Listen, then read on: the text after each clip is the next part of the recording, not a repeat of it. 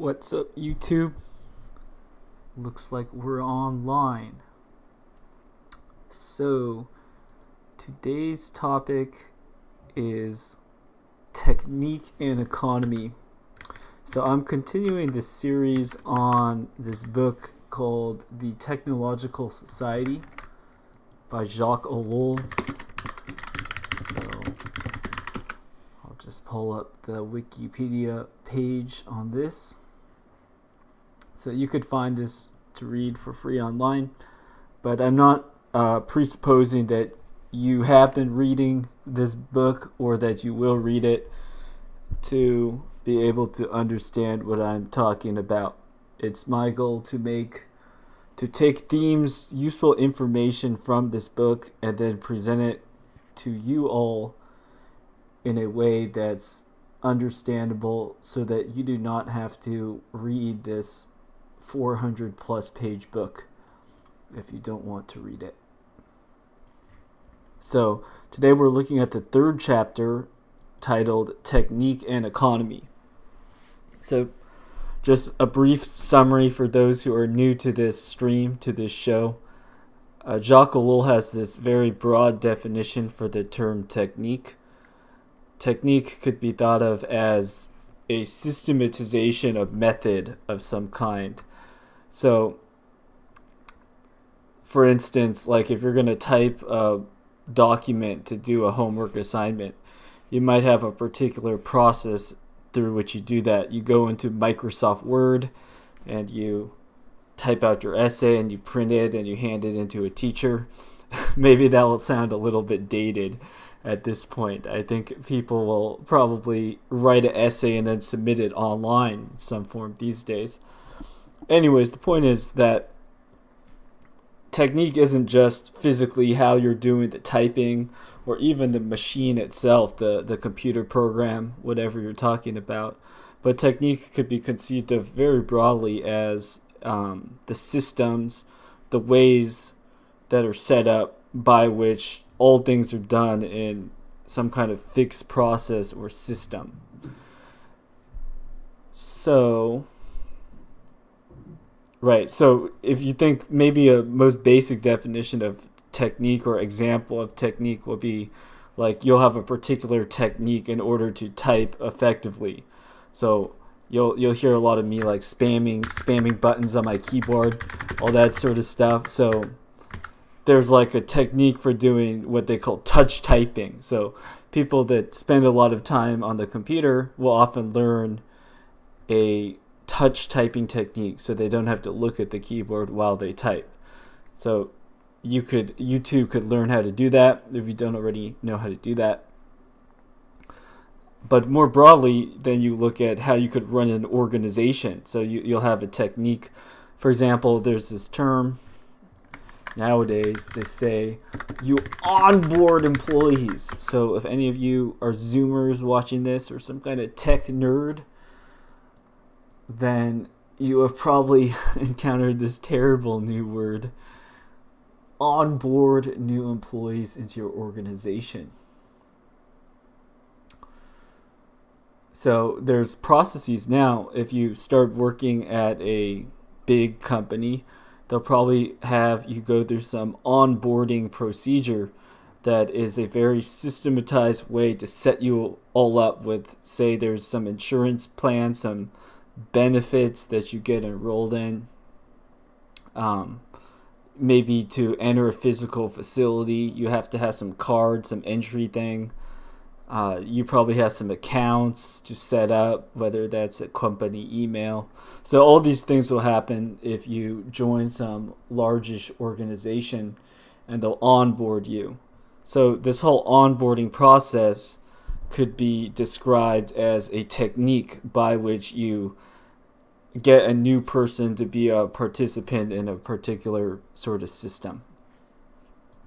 So one of the big thesis, or perhaps the big thesis of the technological society, is that this principle of technique has come to characterize all of society, basically. So before the Industrial Revolution, like in this book, they'll cite and give some examples about how people did stuff in the Middle Ages. For instance, a lot of things weren't through such strict systems. You might work your field. Maybe you would have a good harvest this year, a bad harvest. There's lots of unknowns. So the application of technique, systemization of a lot of things is, in some cases, a way to dominate the physical world, to make processes more efficient so you could have more predictable yields for what you're doing. But as the previous chapters of this book have demonstrated, what happens with technique is it comes to encompass all aspects of society. Okay, so that's just a brief blurb on what technique is for people who are just getting here. So if I say the word technique, that's what I'm talking about. Now let's get into economics. So, one question I have to ask to start is, what is the economy and who are the economists? So, I'll tell you about my own background with the concept of economics and economy, and feel free to share in the comments or the chat box if you're watching this live what your own experiences with this are. So basically, until high school, I didn't study or really look at any economics proper. Like, I would have some money that I could do stuff with, but nothing major, and I wasn't thinking too much about economics. Then in high school, I took a class on microeconomics, and we'll be talking a bit more about the difference between macro and microeconomics. But let's just say that microeconomics is basically stuff that makes sense for like a household or a small business. So for example, one famous thing that you'll talk about in microeconomics would be the supply and demand curves. So if I search supply and demand, then you'll probably get, the same chart here. So I'll just pull this up and we could talk about this really quick. So there's demand, so that would be what the people want to buy, whether it's goods or services, and supply, how much you as a business or a household have to provide. So when supply meets demand, that's the happy place. However, if you have more supply and less demand, that would be a surplus, because you have more stuff than people want to buy. So for instance, we could say that there's a surplus of YouTube videos, because there's more YouTube videos being produced than people want to watch, especially because you have an unlimited supply because of digital technology. Interesting. Anyway, so supply and demand, stuff like that. Microeconomics. If you read like an introduction to microeconomics, most of it will probably seem very reasonable and it will make sense. Now, if you go into the university and you study economics, do you learn how to run a business? Do you learn more details about microeconomics? I would suggest you don't. Perhaps, and this is the next place I went, so after learning about some basic microeconomics, I became educated on the basics of what you could call personal finance. So this is basically like how not to be broke yourself. So how do you manage your wealth, and if you run a household, how do you manage the finances of your household? For example, if you work a job, you have a partner who works a job, then you have some money coming in. Now, how do you make a budget for money coming out, so that you could pay for the various things that you need to pay for? Reaper says, as a former linguistics researcher, can you talk about having a proper economy of words? To that, I would say, don't try to create a demand where there isn't. So if you don't have anything to say, then don't try to force it and waste people's time. I try to do that myself. And one thing I like about YouTube, so doing this, for instance, is if there's things that I want to be out there eventually, then I could record it. I could make a video, and then people could watch the video if they're interested. But if nobody is interested at a time and nobody wants to watch it, then that's fine with me. I didn't waste anybody's time by putting out a video. Whereas on the other hand, I found when I was in the university, for instance, if I was required to give a class and I was being made to talk, then sometimes it would seem kind of silly or stupid because I was simply giving a class because that was my job. I had to give a class, but I didn't particularly think that what I was teaching was useful most of the time. So that's one reason why I'm not in the university now. And that's one place where I think YouTube is cool, is you get a lot of people that seek out and they watch various YouTube videos because they find them useful. And you cannot always anticipate the demand for a particular sort of content. So what we're able to do on YouTube is we're able to create videos, to organize information, to create things for when people might be interested in that, might want to know something, then they could go up and they could look at a YouTube video. So in this way, YouTube, I think, is very cool, very efficient, and provides a good economy of words. So I gave you a serious answer there to that question, Reaper. I don't know how in jest that was given. All right. So just to say, in terms of like the practical application of economics, I think that most people care about would fall under the realm of personal finance, because this will be like you as an individual with your family or with a relatively small household, whatever you're looking at. This would be the actual actions that you're able to do. And personal finance too will include stuff like should I buy stocks or gold or other assets? Should I just like buy bonds or stack cash? Should I even invest in, I don't know, gasoline and trucks?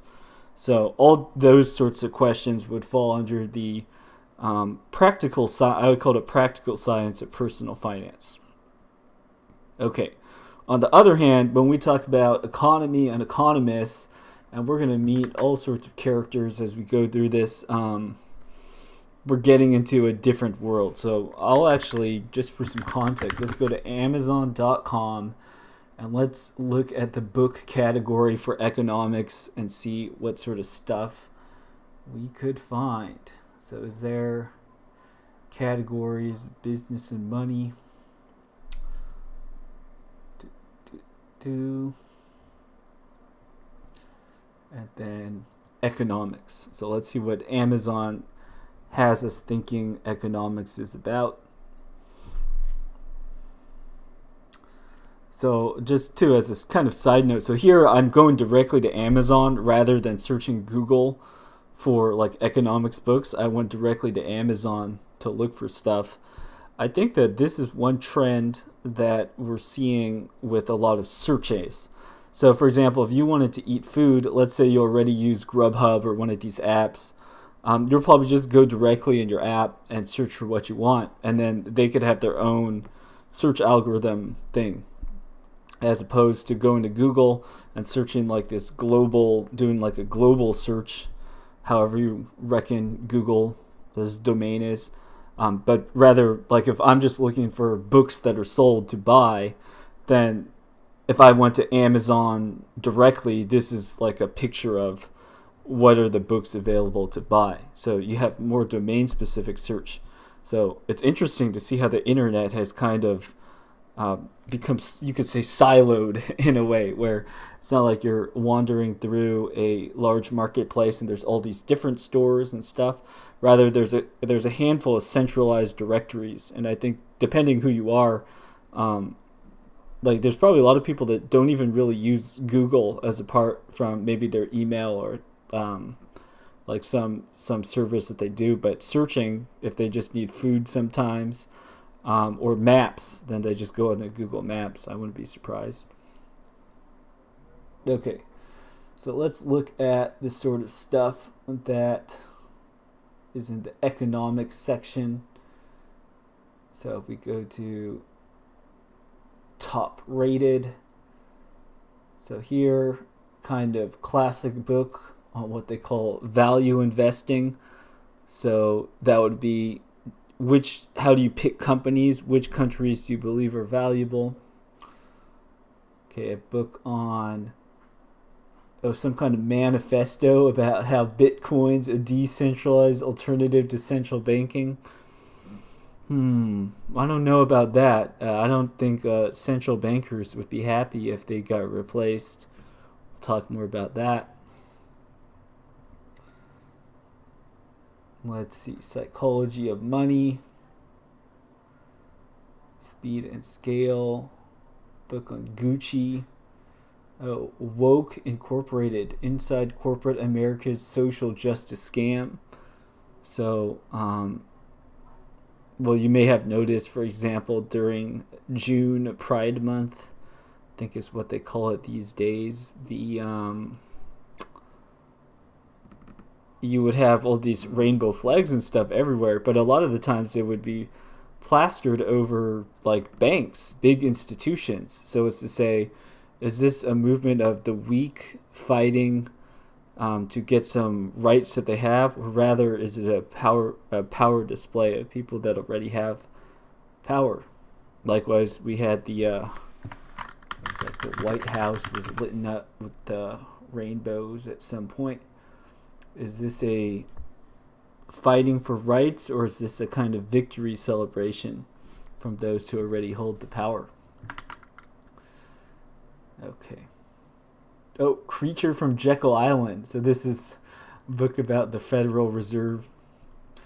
Anyways, the point of bringing this stuff up was to show that when we look at talking about economics, there's one level, personal finance, which I think is practical for everybody to know at least a little bit about if you have to manage any money at all. And then above that, when you start talking about economics, then necessarily you're going to get into talking about stuff like the Federal Reserve, taxation, including like who makes the taxes, various different markets. So not just like your state and your business, but you got to look at like laws between different states. You have to look at where money comes from. So not just like selling products to customers, but maybe you make a lot of money through grants. Some areas that I've looked into a little bit as a tech worker have been venture capital, these sorts of things. So I would say that a lot of these topics, people that are just employees at somewhere, they have enough money for the sort of lifestyle they want to live. A lot of people never even look at or consider these topics.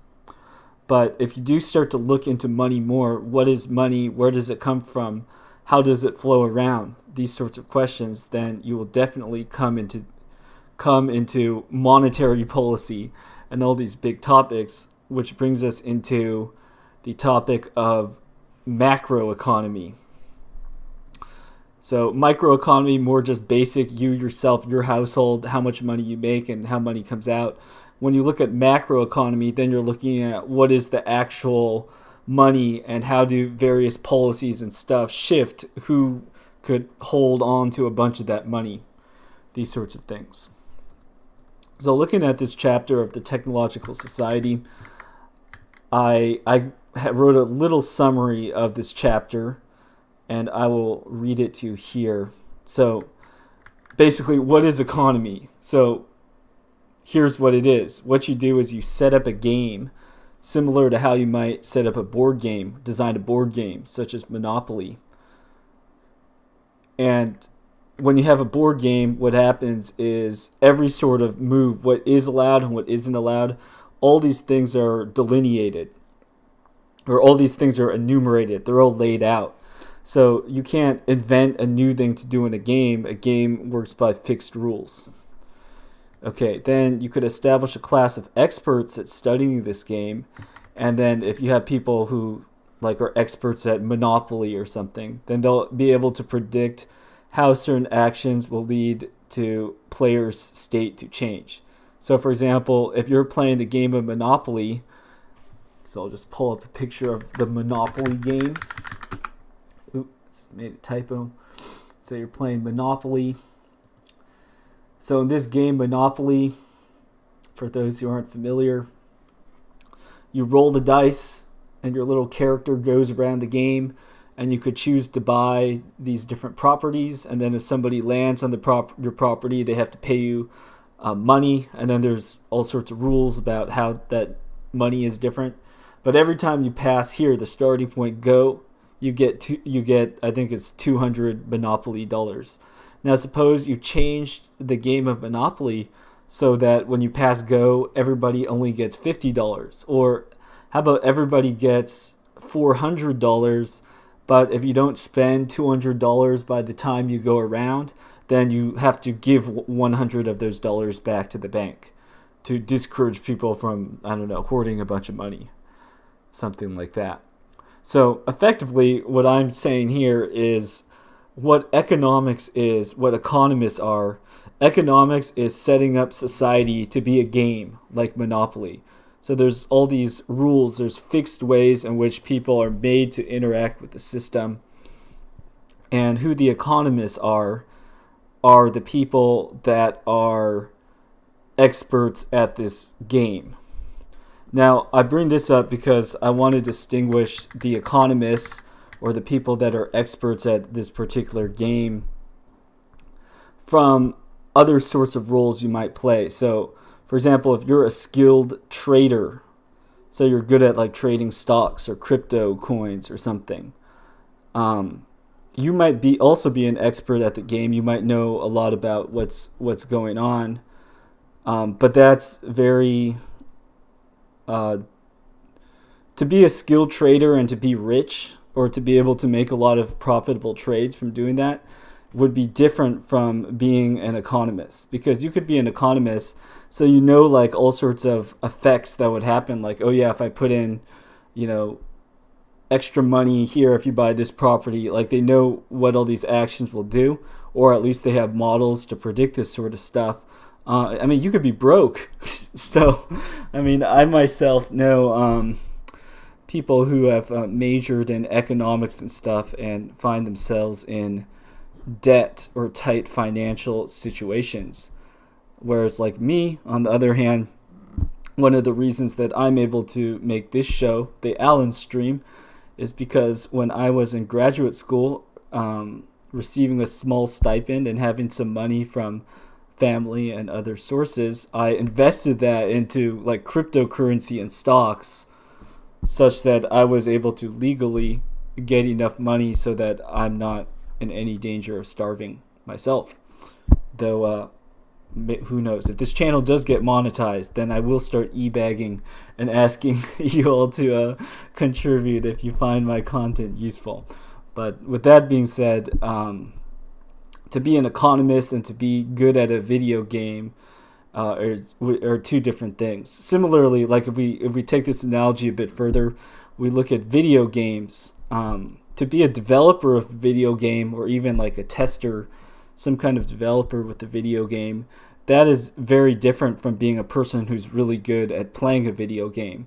So if you're a developer of the game, clearly you'll understand how the game works in a number of ways, but that doesn't automatically mean that you're actually good at playing and winning at the game. Similarly, right, if you're a person who plays the game well, you might know all sorts of aspects about certain things in the game, but you might not really know about stuff that you don't have much say over. And also, there's certain things which, if the game just changes or something, for you to get upset about that or something, it wouldn't really do you any good. If you're focused on just playing the game well, then you will leave it to the economists to sort of adjust and pull the levers as they want. So to use another video game analogy, video games, they'll do what they'll patch the games. So when you patch like an MMORPG, then it's introducing a software update which might adjust the rules of the game a little bit. So maybe there's a game where you choose between different characters, then a patch might balance the relative strengths of those characters. Some might be made more powerful, some might be made less powerful, and so on and so forth. So if you're a player and the power level of your character gets lowered a little bit, then you just have to deal with that. It's not your choice to decide what's going on. So economists are kind of like the people who, they're like the game development team, the venture capitalists that fund the game, whatever. They're the people who make the economic game that we all have to participate in. So to go through our lives, most of us have to deal with money in some capacity. Now, I think that successfully a person could more or less not think or care about money at all. It is possible. So for example, I think a common successful arrangement this will happen is maybe you have a couple, a husband and a wife.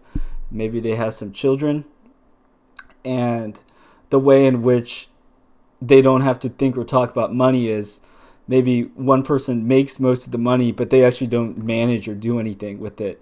So it could be, let's say the husband's the main breadwinner. He brings in money by working some occupation, some job, and then the wife just does all the work, managing, budgeting, everything.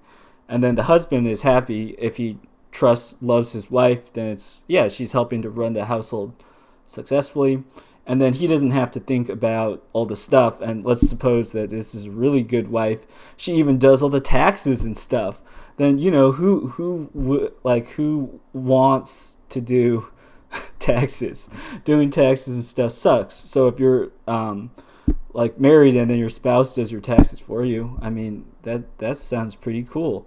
So it will be arrangements like that, and kids before they're legal adults and stuff, typically they won't have to think too much about money themselves. So I think, yes, economics, it's properly called the dismal science a lot of the time, because dealing with and thinking about money could suck. But in the modern world, I would say not everybody has to, though, depending on your circumstance, you may have to relatively more or less. Okay, cool. So with that sort of intro blurb and summary out of the way, let us go through some quotes in this chapter. So just to refresh, the main thesis I'm making is basically when we talk about economics, it's the talk about this game, this arrangement that's created by people who want money to flow in certain ways. And when you're studying economics, it's basically like studying a video game patch note. How will certain actions I make, changes in rules, influence how the money flows and what people can and can't do or will or won't do? All right, so let's start and let's look at a couple quotes from the Jacques Ellul book. We'll talk about them. So here's the first. Technical progress cannot do without the concentration of capital. An economy based on individual enterprise is not conceivable barring an extraordinary technical regression. The necessary concentration of capital thus gives rise either to an economy of corporations or to a state economy. Okay, so this is a punchy quote packed with a lot of information. Let's talk a little bit about what's being said here. So there's a lot of things that happen in the world that you or I alone could not do or function. You need here, as it said, a concentration of capital. So we could look, for instance, at what big tech is doing. So at the start of computing, there was a lot of computer hobbyists. People that would have a machine, they would program themselves. And when things were small enough, you could have just a lot of hobbyists sharing code, teaching each other things. You could look at the history of software and see how this is the case. But with stuff at that scale, you cannot get a lot of the big projects that we see today, because the only way that the projects could grow bigger and bigger would be the concentration of capital. So for instance, if I ask you, could you make a rocket ship? You might be able to make like a little rocket ship and launch it in a park, but you could not build like a missile defense system. If I ask you, could you make your own personal website? Yeah, you could make your own personal website, but could you develop like Facebook or something like that? Maybe given enough time, you might be able to build something pretty impressive, but in short, probably not. So a lot of when we're talking about technological process, it's going to necessitate specialization, a lot of research and development, so trying out expensive stuff that fails, all sorts of things like this, and that will require concentration of capital. So if the natural state of affairs is that capital doesn't concentrate, so just suppose you have a lot of people who are doing sustenance farming, a lot of people that just run their own little village, their own little home, and they trade with their neighbors, stuff like that. Well, if you're a power-hungry, transhumanist, elite overlord, you won't be very happy with this, because how are you going to develop the immortality serum if you aren't having money coming together into vehicles where tons of research could be done, even if it's very costly and you have to build these giant factories and stuff. So a lot of the macroeconomic policies we have, you could say, are designed to serve the purpose of concentration of capital in order to have technical progress. So here there's two examples of two very broad models in which this happens. There's the economy of corporations, so we could say America, the United States is like this, or a state economy like the now fallen USSR. But you could see how both the USSR, so a more government-y way, and then like the United States now, a corporation economy, both of these approaches are the same in that you have huge concentration of capital serving the purpose of technical progress. So you could have like a space race between the USSR and the United States. Why is even such a thing possible? Like, I'm not going to have a space race with like you. It only could happen between these massive machines that have two competing technological societies that might have ostensibly different ways of organizing themselves. And now, for instance, like China is claiming to do all sorts of space-related stuff. Then you could say, yeah, China, they're more of a state than a corporation economy. So maybe USSR kind of went away, and then China is kind of like the new big scary power the United States is competing with. So in the United States, of course, we have the so-called big tech, which would be a contemporary example of the concentration of enterprise and capital. All right, let's continue. So Jacques Ellul expresses some opinions here. He says, and I quote, "The human and social effects of this concentration are, on the whole, evil. In a great corporation, the workers are more than ever enslaved and scarcely in a position to act in a distinctively human way. Even the consumer is frequently imposed upon. The integration of the individual into the technical complex is more complete than ever before." So just looking at this monopoly board, I will give a example of how this is. So if we're saying that the economy is being developed like a game such as Monopoly, what this means is the sorts of actions that any individual could do are severely restricted.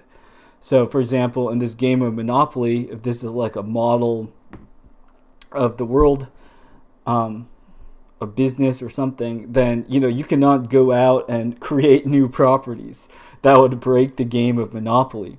So part of the reason you could calculate everything in Monopoly, you could have AIs playing Monopoly, whatever, is because you restrict the space of action, the degrees of freedom, whatever you want to call it, by which people can act.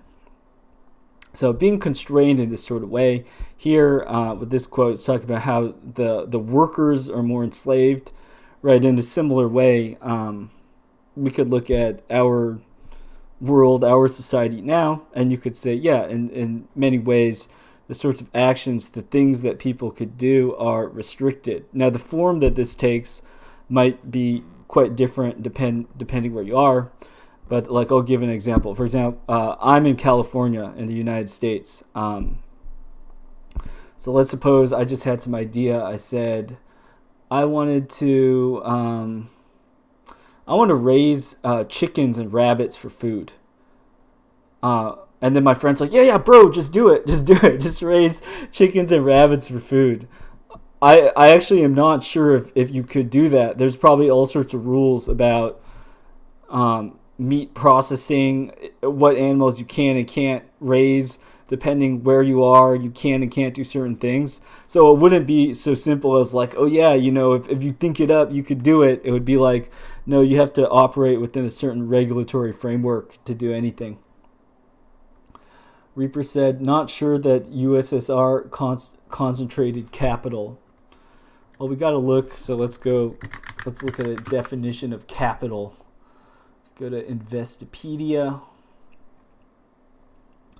So capital is a broad term that describes anything that confers value or benefit to its owners, such as a factory and its machinery, intellectual property like patents, or financial assets of a business or individual. So, of course, in the USSR, they had a lot of factories and stuff. They manufactured all sorts of things. So they would have a concentration of capital of the state, and that you would have all these enterprises that were owned by the state, and then they would employ people and make stuff and do all that. All right, continuing. So here's another quote by Jacques Ellul. Let's take a look. Jacques Ellul says, microeconomics studies economic phenomena at the human level, where the relatively humane traditional methods can be applied, where individual decision is respected, but where the complete application of the technical apparatus is not permitted, either with respect to method or with respect to action. Macroeconomics, on the other hand, opens all roads to technical research and application. Okay, so going off a little bit how I opened this stream here, I was saying how microeconomics, we were looking at like the supply and demand curve, stuff like that. Talk briefly about personal finance. So microeconomics is kind of like the practical normal stuff that you might talk about. In this sense, though, I would say that we're kind of done studying it. It's just like there's certain techniques for doing a lot of things that we already know what is the case. Now you have that knowledge. We don't talk about it forever. Now you just use what you're given. So you understand the basics of microeconomics. You have a business. Let's say you have an apple orchard business. You sell like apples, the fruit. Then you just go forth and you do the work that's required to get apples and sell apples, and that's that. Okay. On the other hand, as I defined macroeconomics with this analogy, macroeconomics is like running the Monopoly game. So here Jacques Ellul says macroeconomics, on the other hand, opens all roads to technical research and application.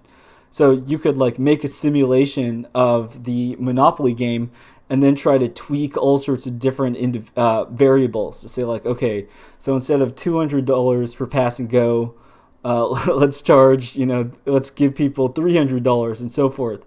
So there's an endless field of scientific exploration that you could do. Oh, I'll bring up something cool that I wanted to share on this stream that a friend sent me. So here, the music's cool, so I'll just play the beginning of this video.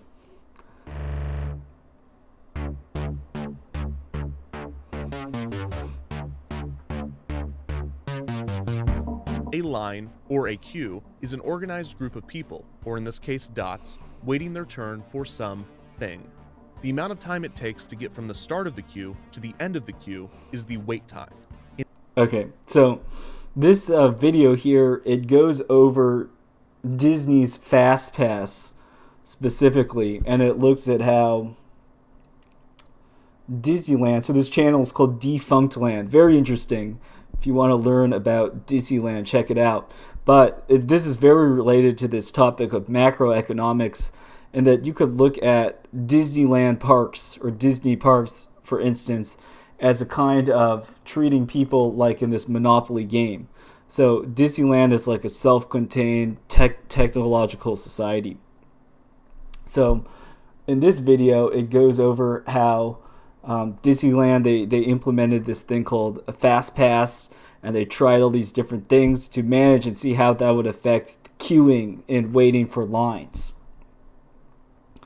And one of the big things that they had in this video was they were showing how they could create a model to create a complex computer simulation of a theme park, populated with agents, all with unique preferences, riding attractions of varying capacities and run times in order to compare and contrast wait times, number of rides ridden, and other factors with and without a virtual queue system, just to get to the bottom of this ridiculously niche curiosity.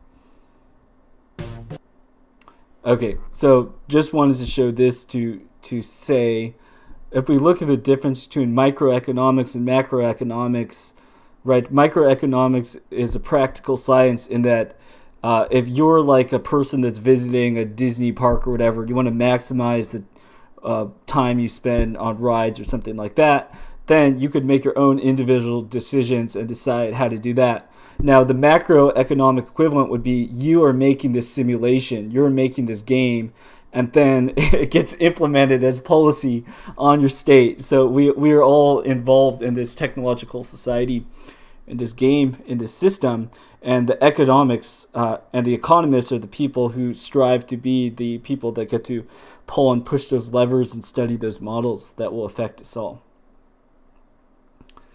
Let's see, Reaper says Disney World is also famous for having a monorail system. Yeah, so then also too, you could look at Disney World and these things. Maybe we'll have to talk about this in more depth on another stream. Prepare some interesting visuals and stuff. But monorail as a representative way in which you deal with transportation and stuff within a park, then I think too you could study a monorail. You're counting how many people go in and out, movement of people, and so on and so forth. The idea of a monorail as opposed to just people where they could walk wherever they want. A monorail is like a transport system by which you could quantify like people traffic from one place to another. Traffic management in general, you could say, is like something you might plan, similar to how people might plan economy. And also too with like city planning, you could talk about like city centers. Where do you want people living? Where do you want people to do their business? All of these different issues I think are related, but we won't get too much into those. Instead, let's read some more Jacques Ellul quotes. All right, tinfoil hat time. Technique always creates a kind of secret society, a closed fraternity of its practitioners. It is a new thing in the milieu of economics to note a kind of studied incommunicability. Up to now, every man with a little education was able to follow the works and theories of economists. To be able to follow them today, one would have to be both a specialist and a technician. The technique itself is difficult and necessary, and the necessary instruments cannot be managed without previous education. Okay, so I thought this quote was important to take a look at because it's highlighting what I said at the beginning of the stream. Personal finance, microeconomics, that's you. That's what you could do. This would go under the category of what they're saying here about every man with a little education was able to follow the works and theories of the economists. So you know, if you haven't studied microeconomics, I'm sure you could just find like a 20-minute video, a paper. You could understand a lot of it really quickly. Now, on the other hand, if you went and you looked at like a university publication on economics, I mean, we could even see what one of these things looks like. Let's look at a I don't know, I'll just search. Well, let's go to Google Scholar. Google Scholar. Let's find an example of some economics to look at. We'll just type in microeconomics. Let's see what comes up and how utterly incomprehensible it is to us. Okay, so 2015. All right, let's accept all the cookies. Is there anything I could see?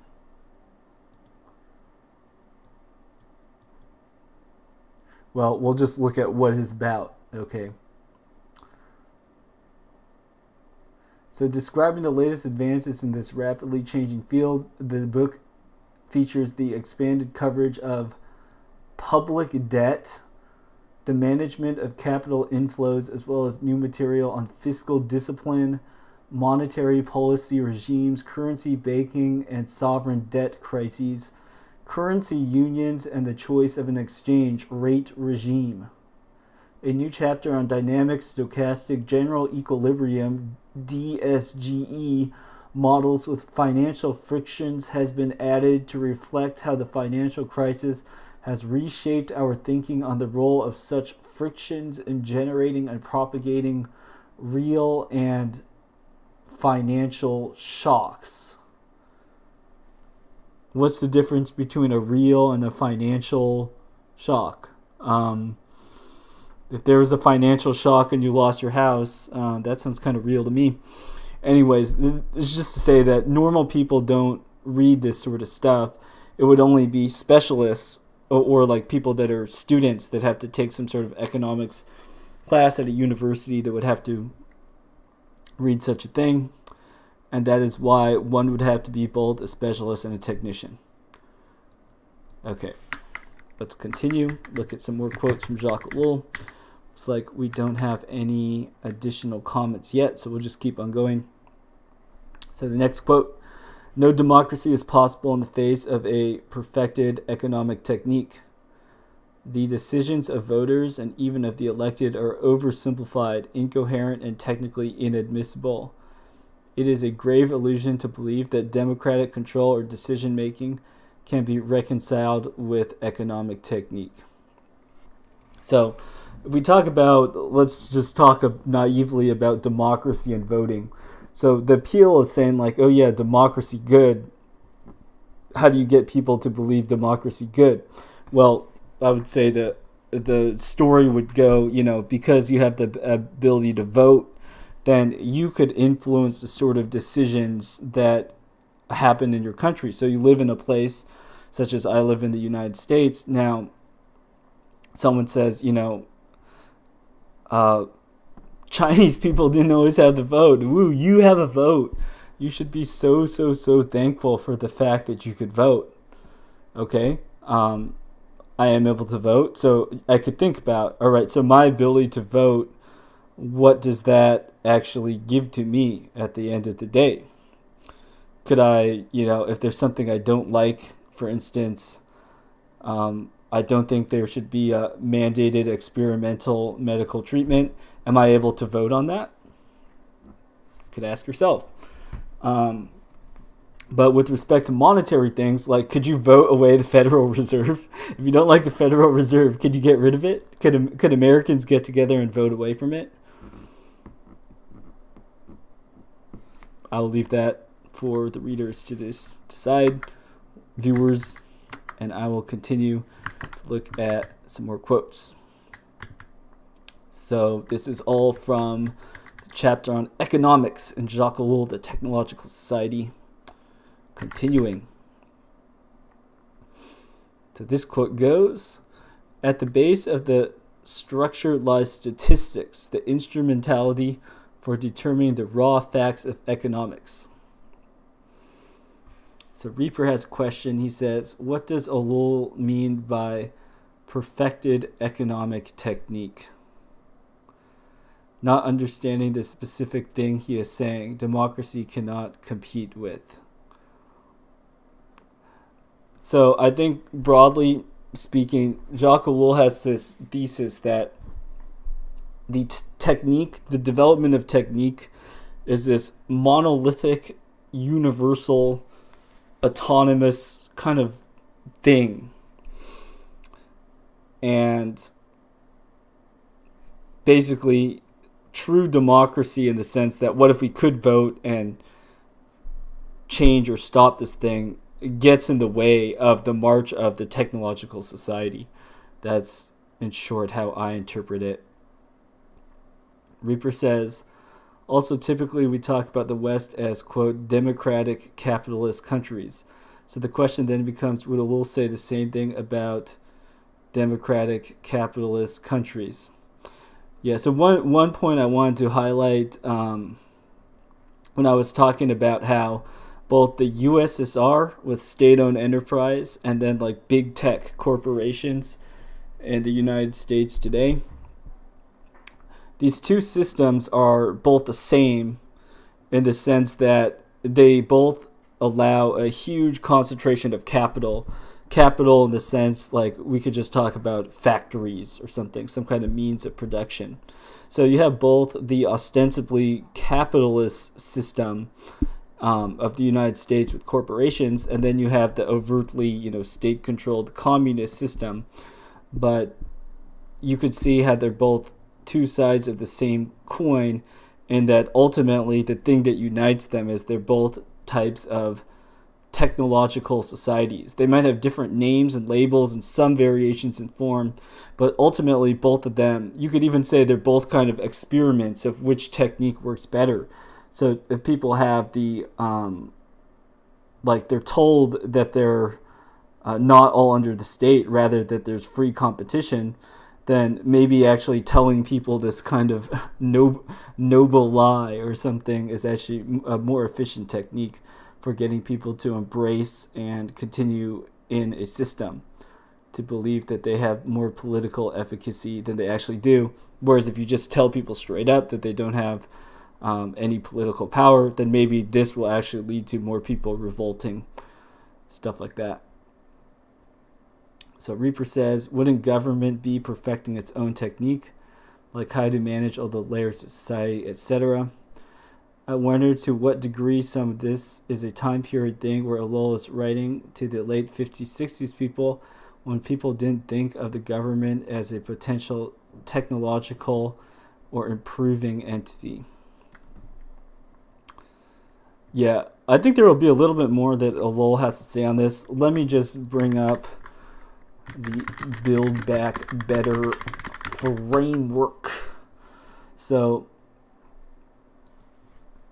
as I said here, the kind of analogy that I'm using as a motivating analogy for this stream is that basically macroeconomics, this sort of thing, you could think of setting up society like a monopoly game. So when we're talking about economics, Jacques Ellul gave it an analogy. I think it was like the digestive system of the technological society, something like that. Anyways, the whole idea though is you want to put society under, it's like a monopoly game where you have sets of rules. You have rules in which people could operate, and then you have statistics, the instrumentality for determining the raw effects of economics. So you measure, you could quantify the different things that people could do, and then you could optimize, set up the system in order to get the kinds of things that you want done. But it's a framework in the sense that everybody has to operate on this frame. If you're going to participate in this particular society, then you have to play the monopoly game that's given to you. Let's see, Reaper says, I would tie some of the themes we have been discussing into this by referencing that the U.S. government sponsored via DARPA and NSF much of the tech industry, including the internet.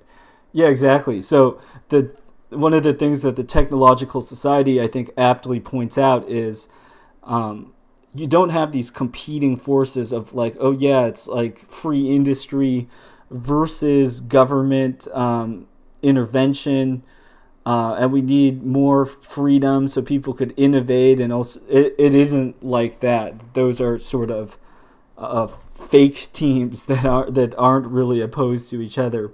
Rather, we have the advance of the technological society, which could take different forms. And even in the U.S. and the so-called in the free world, then you still have, whether it's state or big corporations or whoever, the unifying factor is this development of technique that brings all these parties, or I don't know what to call them, these things together. Reaper says, one might argue that the U.S. government indirectly funded internet subgenres and thus the future metaverse society. No, absolutely. The U.S. government and big tech and like all these people are working together. Just think about this. Like, how could you make society more and more like a Monopoly game? How do you get the framework? How do you get people more and more badly tied to the framework? So, like if you say, oh, the government wants to monitor or tax everything.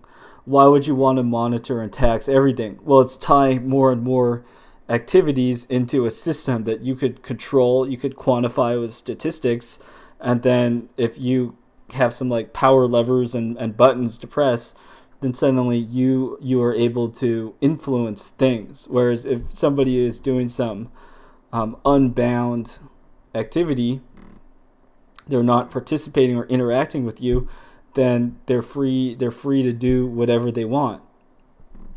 So, but if everybody has to do stuff while operating under some kind of framework, some kind of game, right? It's not just like, I'm going to drive my car wherever just for fun, or I'm going to walk around outside, I'm going to walk around to different places, I'm just going to explore freely. Instead of doing that, then you'll have a system which urges people within particular actions participating in a fixed sort of way. Let's see. Reaper says, do you think it is fair or accurate to say modern technocrats are essentially technique makers in the Ellul sense, or is there a gap or difference? So I think one of the interesting things about the technological society too is like the technological society, it's this impersonal thing. So just like you could think of, you could have a company, and it's not like a family where the head of the family is a person, right? Within a company, you'll have like roles, right? There will be like the CTO, the CEO, the code monkey peasant, the HR person. You'll have these particular roles such that if a person wants out, right, then you just find a person to replace that role. And then over time, maybe like let's say they make all this artificial intelligence advancement stuff, then maybe they say, actually, we don't even need the HR person to be a person anymore. We're going to replace the HR person with the HR program. So in this sense, who are the technocrats? I would say that insofar as somebody identifies like their success with the growth of the technological society, then you are kind of a technocrat in a way. Like I've jokingly said, like, because I've invested in like Google stock or something, like, oh yeah, well, I'm a technocratic oligarch. It's like, why? Because if the power of Google grows, they amass more capital and stuff, then I too become richer in the sense that I could buy and sell that stock and take a profit. But crucially, I would say with the technological society, it's not like a person, a king, or a monarch. So today I guess it's Black Friday, so we could talk about let's talk about Abraham Lincoln. Let's pull up let's look at Abraham Lincoln, who was instrumental in getting the Thanksgiving holiday recognized. So if you have a person that represents your society in some sense, like Abraham Lincoln, then the person is assassinated, something happens to a person, then the system and a lot of things that were built up around that person and their authority could crumble. But if you have a system that it's like distributed, decentralized, impersonal, like there's no more president, well, then there's a system where the next president is automatically selected. You don't have these succession conflicts or something, because there's a fixed way in which all of these things happen. Then the system has I don't want to say it, a life of its own, but the system persists even without people, I guess would be another way to say it. So the technological society, with technique as its guiding principle, I would call it like an impersonal system. It does the establishment doesn't love you, put it that way. So Reaper says, so not to get ahead of ourselves in the sense that we aren't done with the book, but I am wondering about Ellul's influence and tracing it to modern concepts of technocrats or futurists. Yeah, so he wrote this book, Technological Society, in 1954. Another interesting topic to look at would be to see, like, for instance, which science fiction authors read the Technological Society. This book that we're looking at, the Technological Society, it's more of like a theory book. So maybe, some people in a university and their like tech study or literature study, something like that. Communications, maybe even government politics, like they might look at this. But how did these ideas come out and become integrated into popular culture? That's another area to look at. All right. So let's learn about economists. So trigger warning, if you're an economist, do not be butthurt by Jacques Ellul's words at you. And I will say, too, if there's any economists watching this, I don't have any hard feelings towards you or anything. We're all fine. We're all people together that are reckoning with this technological society. So don't take it as me disliking you or something. Though I would say, like, for example, a role I fulfilled was being a linguist. And then eventually I quit university and I did not want to advance in the linguistics world in the university because, for among other reasons, like, do I want to help develop the technology that will do like internet censorship through recognizing syntactic patterns in sentences or something? Like, I don't want to do that at all. I'd rather make dumb jokes with you on the internet. So that among other reasons is why I'm no longer in academia. Similarly too, I would say, a lot of people, economists, you tell me, right? A lot of people, I think, become interested in economics. Maybe their family's poor, and they want to learn how big money works so they could get themselves some big money. All sorts of reasons people start looking at things, and this is not to attribute any bad motives or anything to anyone. With that being said, let's take a look at what Jacques Ellul here has to say. So he writes, economists cherish the hope of influencing reality. The technique of knowledge the economist is now acquiring allows him, through the state, to exercise this influence. We note this in all countries, no matter what their type of economy or form of government. It has been called the reign of experts, but it is in actual fact the reign of the technicians. Economists today have the same means of being technicians near the seat of state power.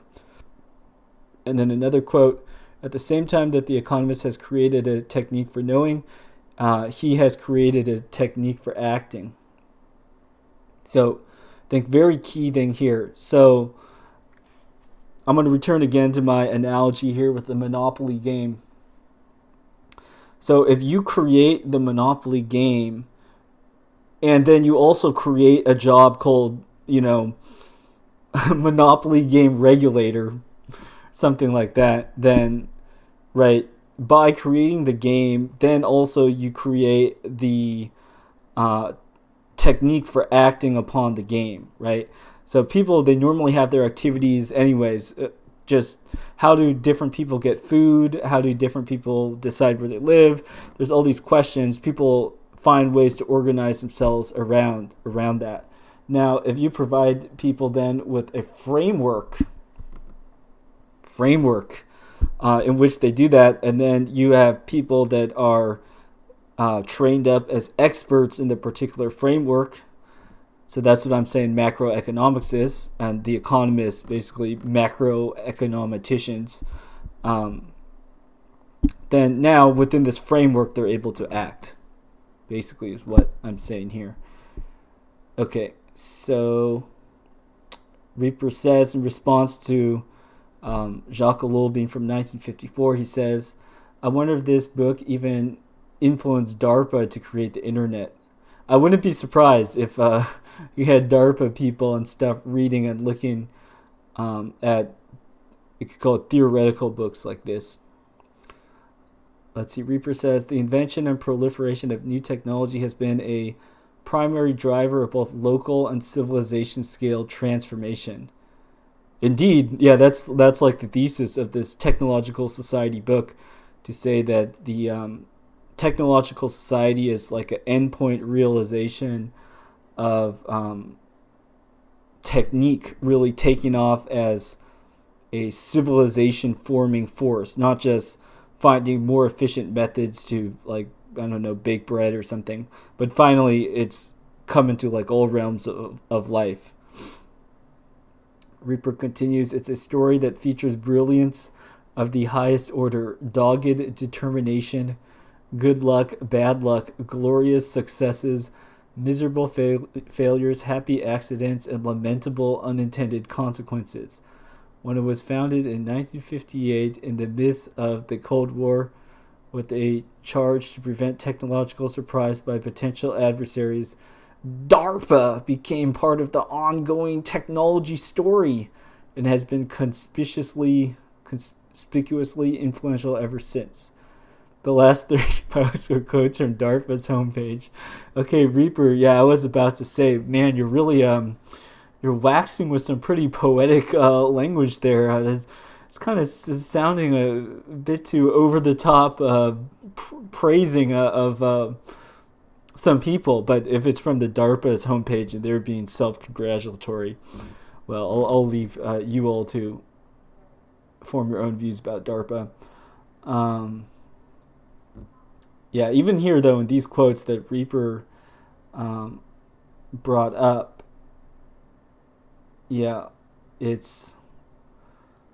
So it's like, yes, with DARPA saying this, it's like the technological society. How does the technological society tell its own story? So interesting quotes brought up there by Reaper. We might have to take a little closer look at that some other time. All right, let's look at some more Jacques Ellul quotes of this punchy book. So we just had expressed was how economists, basically they're given their role, they're able to do things, and they really want to act. They want their knowledge to work. But knowledge of a monopoly game only matters insofar as you have a monopoly game to apply your knowledge.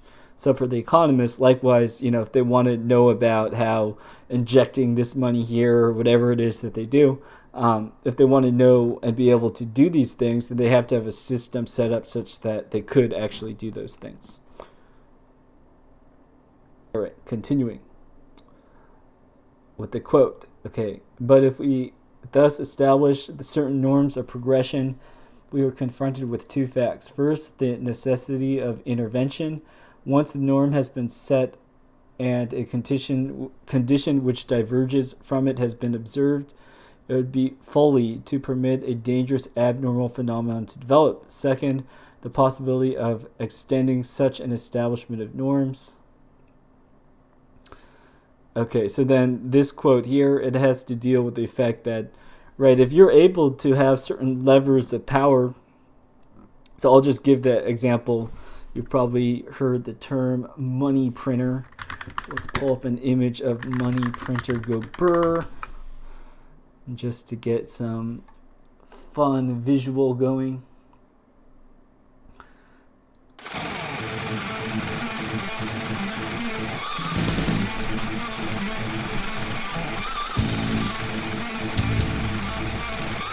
Okay. So we have money printer go brr in the background there. Once you have some precedent, you have some tool that you could use, such as the Federal Reserve and the money printer. or something, then perhaps using this tool, then you could do something like the economy would crash and it would blow up, but you're able to use the money printer such that the curve doesn't go like that. Stuff doesn't blow up eventually. And then what you might have is that people get used to something like, you could say, continued growth. People get used to the idea that if I just invest my money in mutual funds, it's not going to go down. People might internalize the idea like, oh, just buying mutual funds, S&P 500 or whatever, just like a guaranteed going up. So you'll hear like so-called financial wisdom that over a long time the stock market goes up. So there might be dips and stuff like that, but overall it will always go up. So it's a wise idea to just put your money into the stock market. So ideas like that you might hear from financial advisors and stuff like that, telling people, especially working people that don't want to think about or try to trade stocks all day. I'll just say, oh yeah, just set a little bit of money aside every week and put it into such and such asset class, and then you'll get returns eventually. So ideas like that would be common expressions of certain norms that would come to society. Like that would be the normal good advice that a lot of people would get. And then people become used to the precedent. Oh yeah, generally, the stock market goes up, and you do this for enough time, then people internalize and believe those things. All right, let's continue. So another quote: "It is well known that to the standardization of production corresponds a standardization of taste, which gives to social life its collective character. Moreover, mass consumption corresponds spontaneously to mass production." So here we're getting a bit meta. We're getting meta in that, like I could ask you, what do you want from the establishment, the system? What do you want? And maybe some people have some specific idea. You might say, I want a chicken burrito from Chipotle, right? You might actually have a very definite answer to give right back to me at this time. Anyways, the sorts of ideas, though, what would the things be that people might think of that they want? Maybe like a better example would be a more luxury product. Like somebody might be saying, oh yeah, I'm saving up to buy, a Ford F-150, the new electric version or something, right? A person might have an idea of something to buy. So this quote, "The standardization of production corresponds to a standardization of taste, which gives social life its collective character." I think it's revealing that saying a lot of times the things that people want, right, they're being restricted to a particular set of offerings. How could you want something that you don't know about? So the system, which is able to produce all sorts of things, give all sorts of offerings, it offers people up many, many, many choices of things that they could want. And adding to this, I have a note that I wrote, which is this standardization of taste. It naturally follows from the idea of efficiency. So if you standardize some particular process, like I'll give the example of In-N-Out Burger. So In-N-Out Burger, they have a relatively small menu of different items that they offer, but they're able to be very, very efficient because they could have like a line of people that each do one thing. They do it really fast. There's not too much variations. So you limit the scope, you standardize things, then you could be more efficient. And I'll put on my amateur linguist hat too, and also say for language. So I think too we could see how around the world, anywhere you go, you're likely to find at least somebody who knows some English or studying English, at least in any major city. What is the reason for this? Well, I'll take that back. I won't say anywhere, but a lot of places, as particularly in Asia, Europe. You could find tons of English speakers, and one of the reasons for this is that if you do have like a common language like English, well, it is more efficient, right? You may have seen a sign where there's like a translation into like 10 different languages, whereas if you could just do it in say English and Spanish or just English, then that would be much more efficient and less costly to do, which might beg the question to somebody, yeah, but at what cost? But we're talking about the technological society here. We're being efficient. Your little preferences there, that's just bloat. Until they get machine learning, and then they could just generate all these things. But before that day, maybe they don't care so much. All right, Reaper says, don't we have more taste options in America than any time prior? So in response to Reaper's question here, I would say that within certain parameters. So if you go into Alan's stream, one of my earliest streams, I called it the parameterization of everything. And I would say that there is a lot of variation in, we are allowed a lot of choices, but oftentimes the scope and the type of choices that were offered for stuff is it is still very standardized in form. So in terms of food, I'm not going to argue about like restaurants in a cosmopolitan area. I bet you could get food from like all other sorts of different places in the world. But I would say regarding food, for instance, people might talk about, they put canola oil in everything. Okay, so if you make an observation like that, and then you look, do they really put like seed oils, canola oil, and everything? And then you go and you try to look for options that don't have canola oil, something like that, then you might find, wow, actually I'm surprised. Everything has canola oil. It's really hard to find options without it. Another option I would say is the centralization of suppliers. So I haven't looked into the details of this, but I hear, for instance, that the vast majority of meat in the United States, so beef and chicken and stuff like that, it'll come from only a few major producers, plants, what you might call them.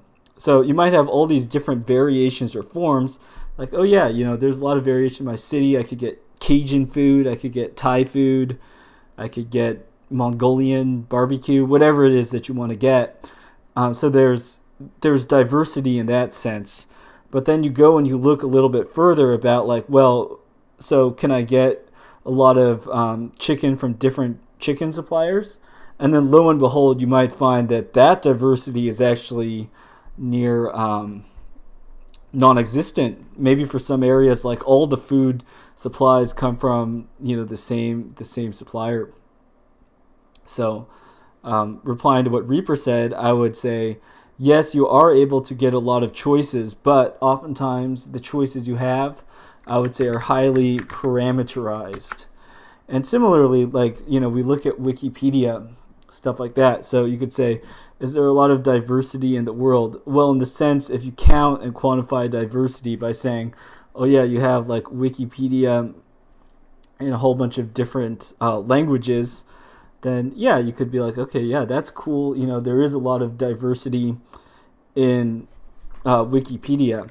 Now, if you ask the question, but how about in getting different perspectives, different voices on stuff? So let's just try an experiment. I'm going to go and I'm going to search Wikipedia, and then I'm going to go to a non-English language. In fact, I'm going to go to a non-Western language, and then we could look at the citations and see which sorts of people are being sourced. So I just pulled up economics. Let us look at the Korean version. So 경제학 from Greek ekonomia, and I'm going to go all the way down, and then we look at the sources.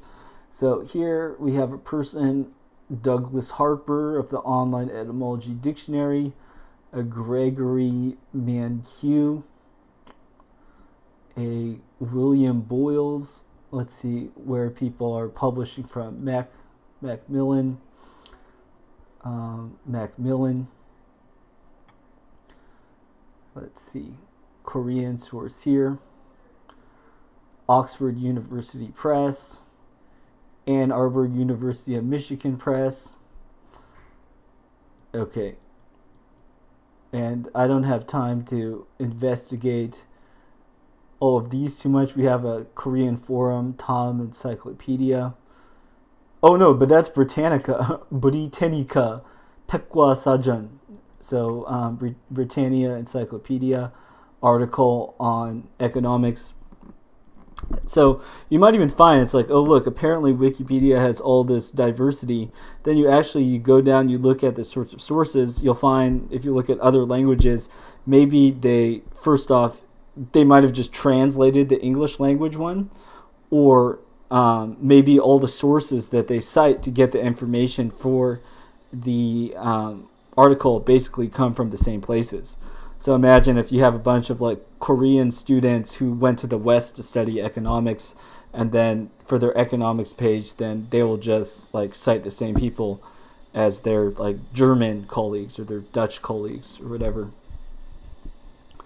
So Reaper says, Rutro, my burger got parameterized. Yes, your burger got parameterized. He says, surely factory food, comments totally correct, etc., but don't think that is what Ellul meant by taste. Let's see. So I think here, so we're looking at here modifying people's tastes by making them more homogeneous, standardization of taste. Let me give you another, perhaps more loaded example.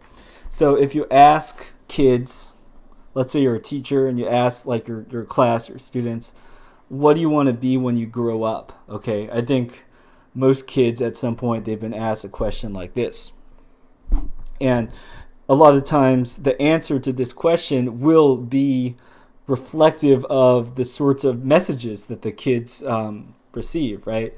So like let's just say it's a small town and a kid, his parents are a farmer. They love their parents. They might be like, yo, I want to be like a farmer, like my mom and dad. Kid might say that, and that would be pretty normal. Now, imagine their kid goes to school and then their parents work some corporate job, and their parents don't seem too pleased or happy with that job. But then they go and they see E-Celebrity Alan on YouTube, and they see like some cool mumble rap. And then this kid's like, well, I don't want to be stuck like being miserable because I could see, my parents don't look too happy when they come home from work. I want to be an influencer. I want to be a YouTube e-celeb, something like that. That sort of thing, I would suggest that this would be a kind of example of standardization of taste. What you do is you offer people, various options of what it would mean to have a good thing, and then people will desire for that sort of thing, whether it's a job, like a role in society, or whether it's like a physical object, such as a particular type of car, luxury handbag, whatever it is we're talking about. Let's see. So yeah, Reaper brings up the eat local trend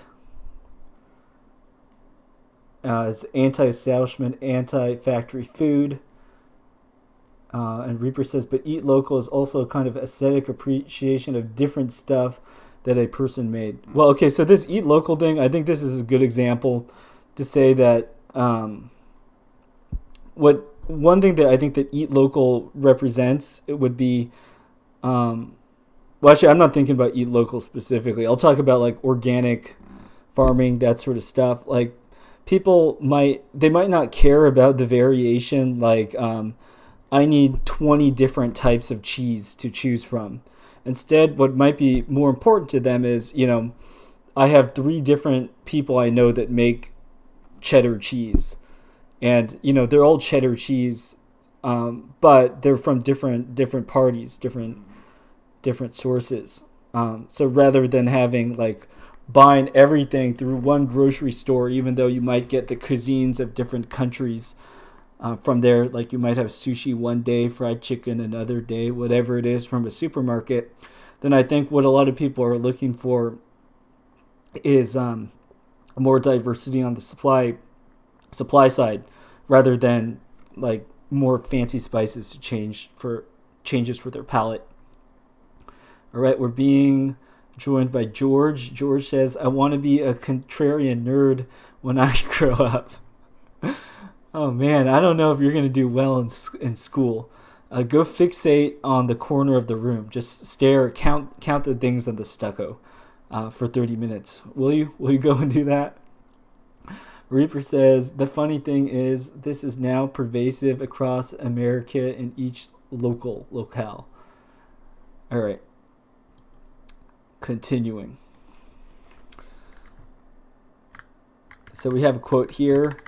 "The average man becomes the norm in most liberal systems in the world because only the products necessary to the average man are offered on the market." So this is continuing off this discussion of taste.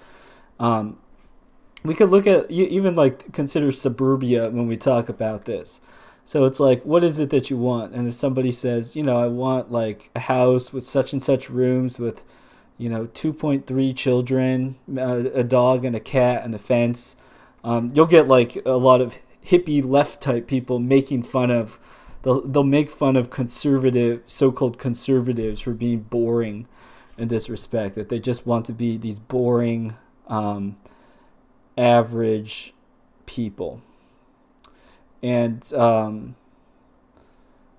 I would say, so this book, Jacques Ellul, Technological Society from the 1950s, I think, it's a fair criticism, maybe from a lot of more left seeming people these days, is you do find a lot of more right-wing-ish people that they might look and say positive things about like the era of the 1950s, and look at these societies of these like standardized homes and stuff, about how that's the sort of thing they want. Standardized consumption, basically. They'll just like, oh, look at standardized consumption there. It was so nice before, people had blue hair. But if what you're looking at is just a standardized product, then you're being a tool of the technological society. All right, continuing, another quote. "Mere understanding or good intention can scarcely result in real planning. Again, we are back at the necessary conditions for the realization of a planned economy." Okay, so just Ellul talking about how to improve technique, to be able to get people maximum consume, you need technique. All right, Reaper has a comment about eat local. He says, "Eat local is also about trusting people. As in, you might not know a farmer, but you trust they're not dumping weirdo chemicals in the goat cheese." So eat local is a simple game theoretic strategy to not being tied to the large supply chain of factory food. Yeah, so Reaper, then I would say, as you're expressing eat local now, and trusting as in trusting people too, right? This would be a kind of diversity that people might even be willing to pay more for. So it's saying, rather than having somebody else manage and make all the safety and do this for, I would rather not trust you, big establishment, with what you say is safe and good for me. Rather, I would like to instead make that decision myself, even if I might have to pay more, or maybe I get a stomach ache because I ate some meat from a local farmer and they didn't prepare it correctly. All right, George says, "Do you agree with Mr. Patriarch that all secular marriage is gay marriage?" Let's see. Well, yeah, okay, so I will seriously answer that question. I would say, in In a sense, yes, and here's the sense I mean that. If you accept the secular definition for any sort of thing, right? The authority that you're referring to is like the technological society or something. So if you say, how do you define marriage? And a person says, I define marriage as legally married, um, then if that's what you mean by that term, then sure, it's equivalent legally. It's equivalent. Um, Likewise, like I'll use the example. Do I think that pirating software is stealing? I would say that pirating software, pirating movies, it is stealing by the definition of the law, right?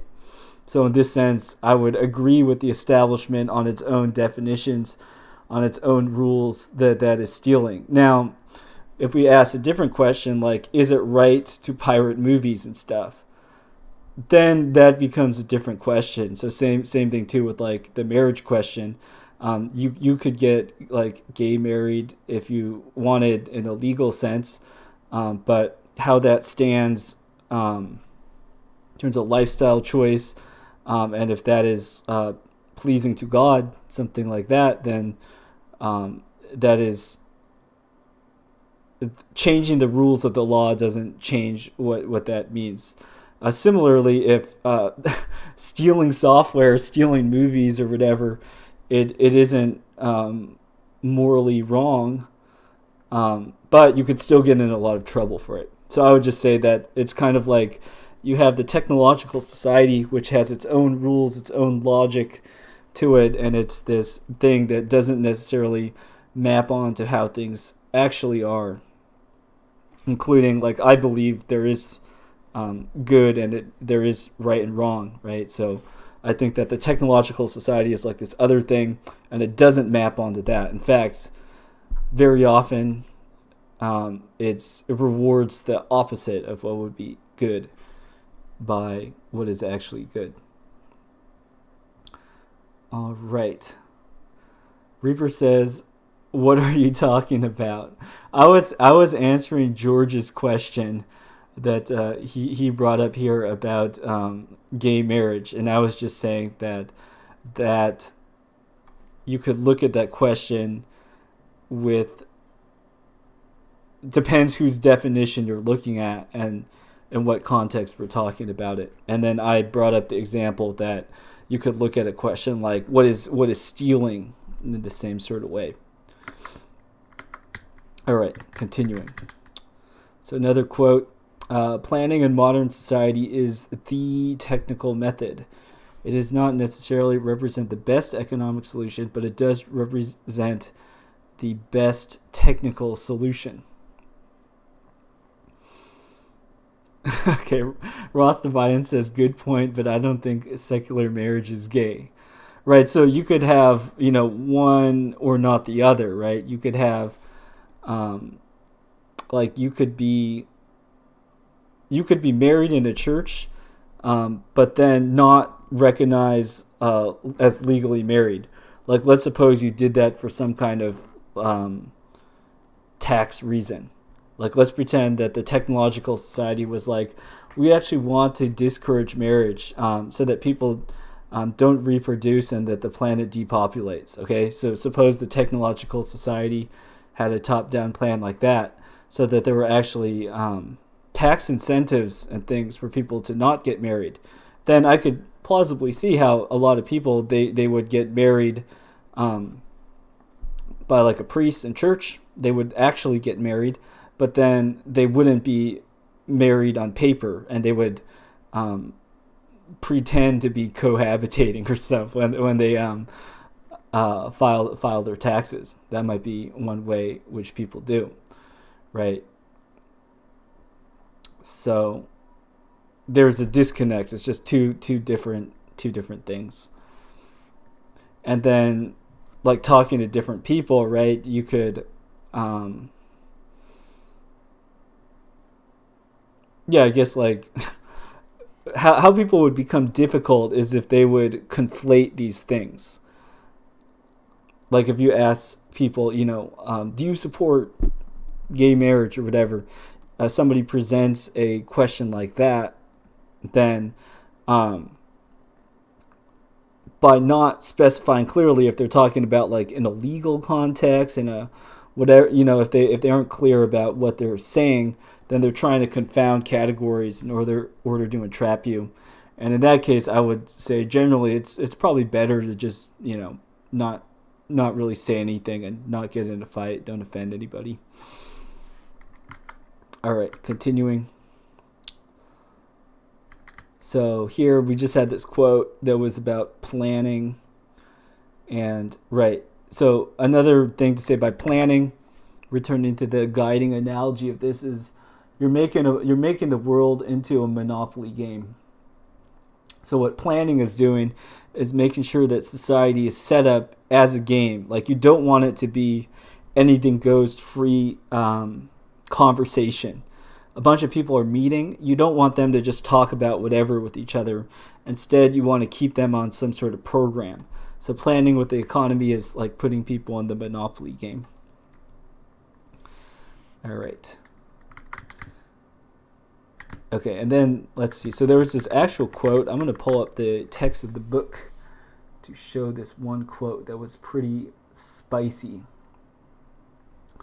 And this too will go along with one thing I was trying to tell to Reaper, which is say, okay, we look at the United States, the USSR, as so-called corporate economy, or more the free world in the United States versus the more state economy in the USSR, former USSR.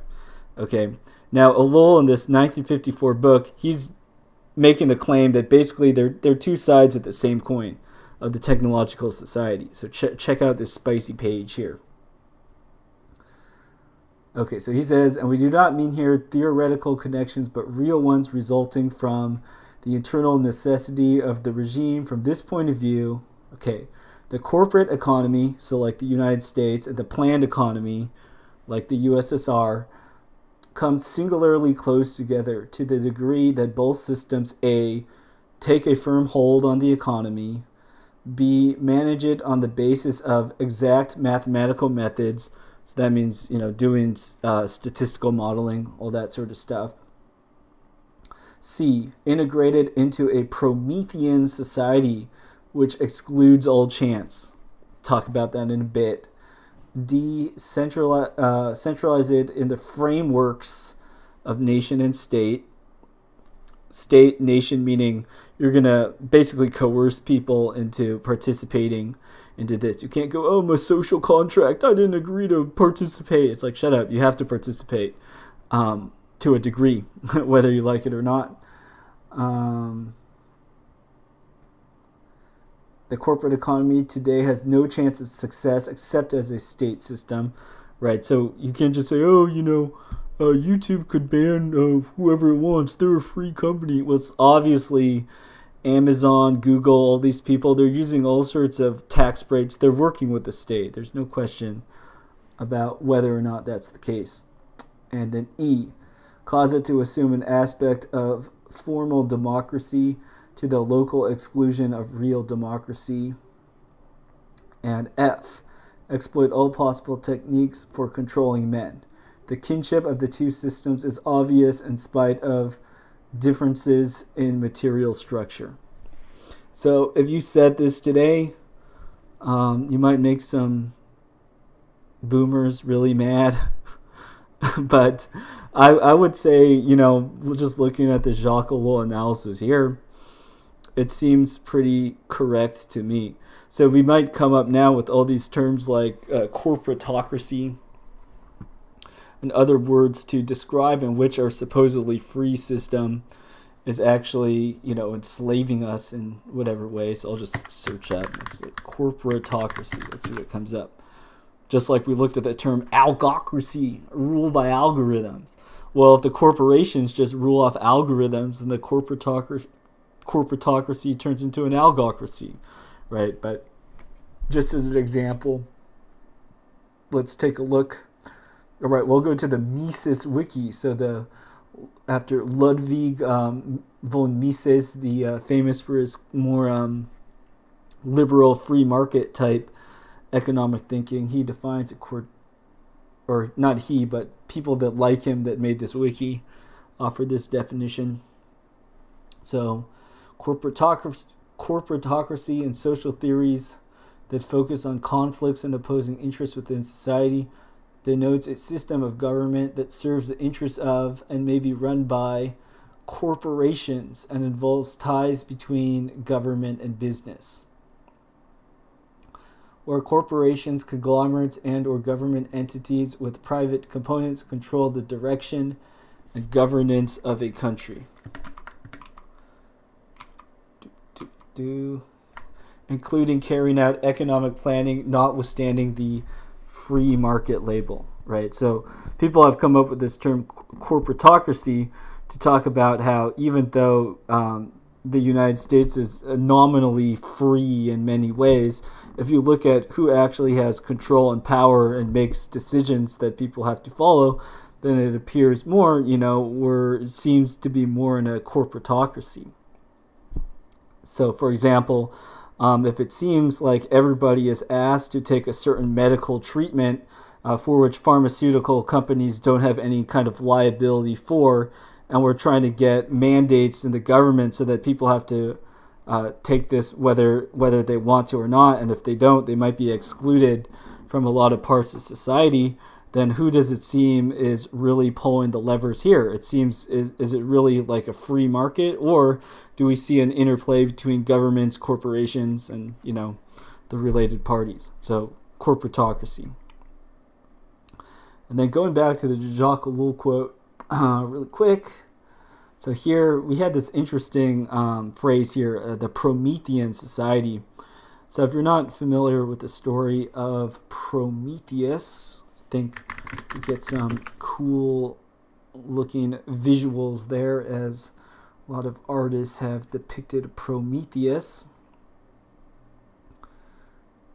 Let's see. Prometheus is best known for defying the gods by stealing fire and from them and giving it to humanity in the form of technology, knowledge, and more generally civilization.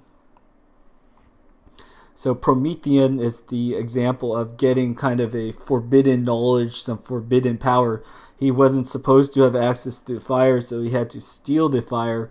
And then through having fire, that now humans, they have all this power by which they could do stuff like destroy forests and make fearsome weapons and do all sorts of things at will that previously they would not have access to doing.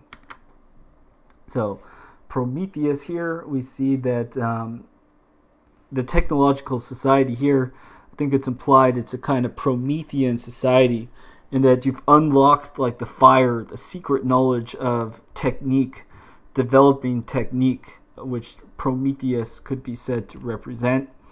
And the technological society, let's call it Promethean society, both a corporatocracy type rule and then a more overtly state controlled system like a communist country. They would all be similarly forms of the Promethean society. All right, let's hear about how economists regard people. So here's a quote from Jacques Ellul. The human being, left to his own devices, will not choose the most difficult paths or the tightest situation. He will choose the line of least resistance. I am speaking of the man of the 20th century, the product of the society based on ease, security, and comfort. So I think that this quote, it hits you right in the feels, but I think we have to take and accept this criticism, right? We have a lot of problems and stuff in society, but a lot of the times, why do we have these problems? It's because of the failure of us, right, as people to have done something. And oftentimes the things we see is because we choose based on ease, security, and comfort rather than, be a man, do the right thing. Are you a man? You do the right thing? Or instead you're saying, Why are you doing that? Do you think that that's a good thing to do, a good place to put your time and effort? And we might choose a lot of paths, right, for ease, security, and comfort. And these things, right, advertisements, all sorts of stuff, this is what they appeal to, ease, security, and comfort. And that is how people are increasingly drawn into the technological society. But then I wrote my own note here. Seeing that the establishment has epic failed in delivering this trade-off with more security comes with less ease and comfort and so on. Yeah, so I guess a challenge to myself, right? I got to remind myself of these things, and also for you all that might be listening to this, is this fact that when we do take offers of ease, security, and comfort, do we indeed get that in the long term, right? Like you might get some comfort, some temporary ease, but then later down the line, because you took the easy route once, then you have to do some more difficult things later in order to make up for it. You try to have more security. Well, you upgrade your security, then actually what ends up happening is you make yourself more of a target for more dangerous threats. If you're driven by fear and you ramp up your security. And likewise for comfort. For example, if you said, I'm not going to exercise, I'm just going to chill, then before you know it, you turn into a blob, and then actually you're a lot less comfortable. You have all sorts of sickness and problems that you have to deal with. So the way that the world works is choosing ease, security, and comfort. You ultimately lose. You don't get ease, security, and comfort. So it's better to just do the right thing and choose the hard path right up front. But I digress. Let's continue going through Jacques Ellul. And then, so Jacques Ellul, he's writing this whole book talking about the technological society, and then he offers this interesting break down the fourth wall introspective quote, which is, the real problem is not to judge, but to understand. So just continuing on, what are we doing on this stream? We're reading this book, The Technological Society, because we want to understand what's going on, and then hopefully this information could be useful for you, thinking about how you want to position yourself, what is it that you value, what is it that you want to do. So it's not an outrage stream where it's supposed to be like, oh no, it's so bad, everything sucks. That's not the right response. You gotta see clearly, understand, even if it's difficult, and then if your understanding is more complete, then you could move forward and decide what to do now that you have this information. Okay, let's look at some more quotes.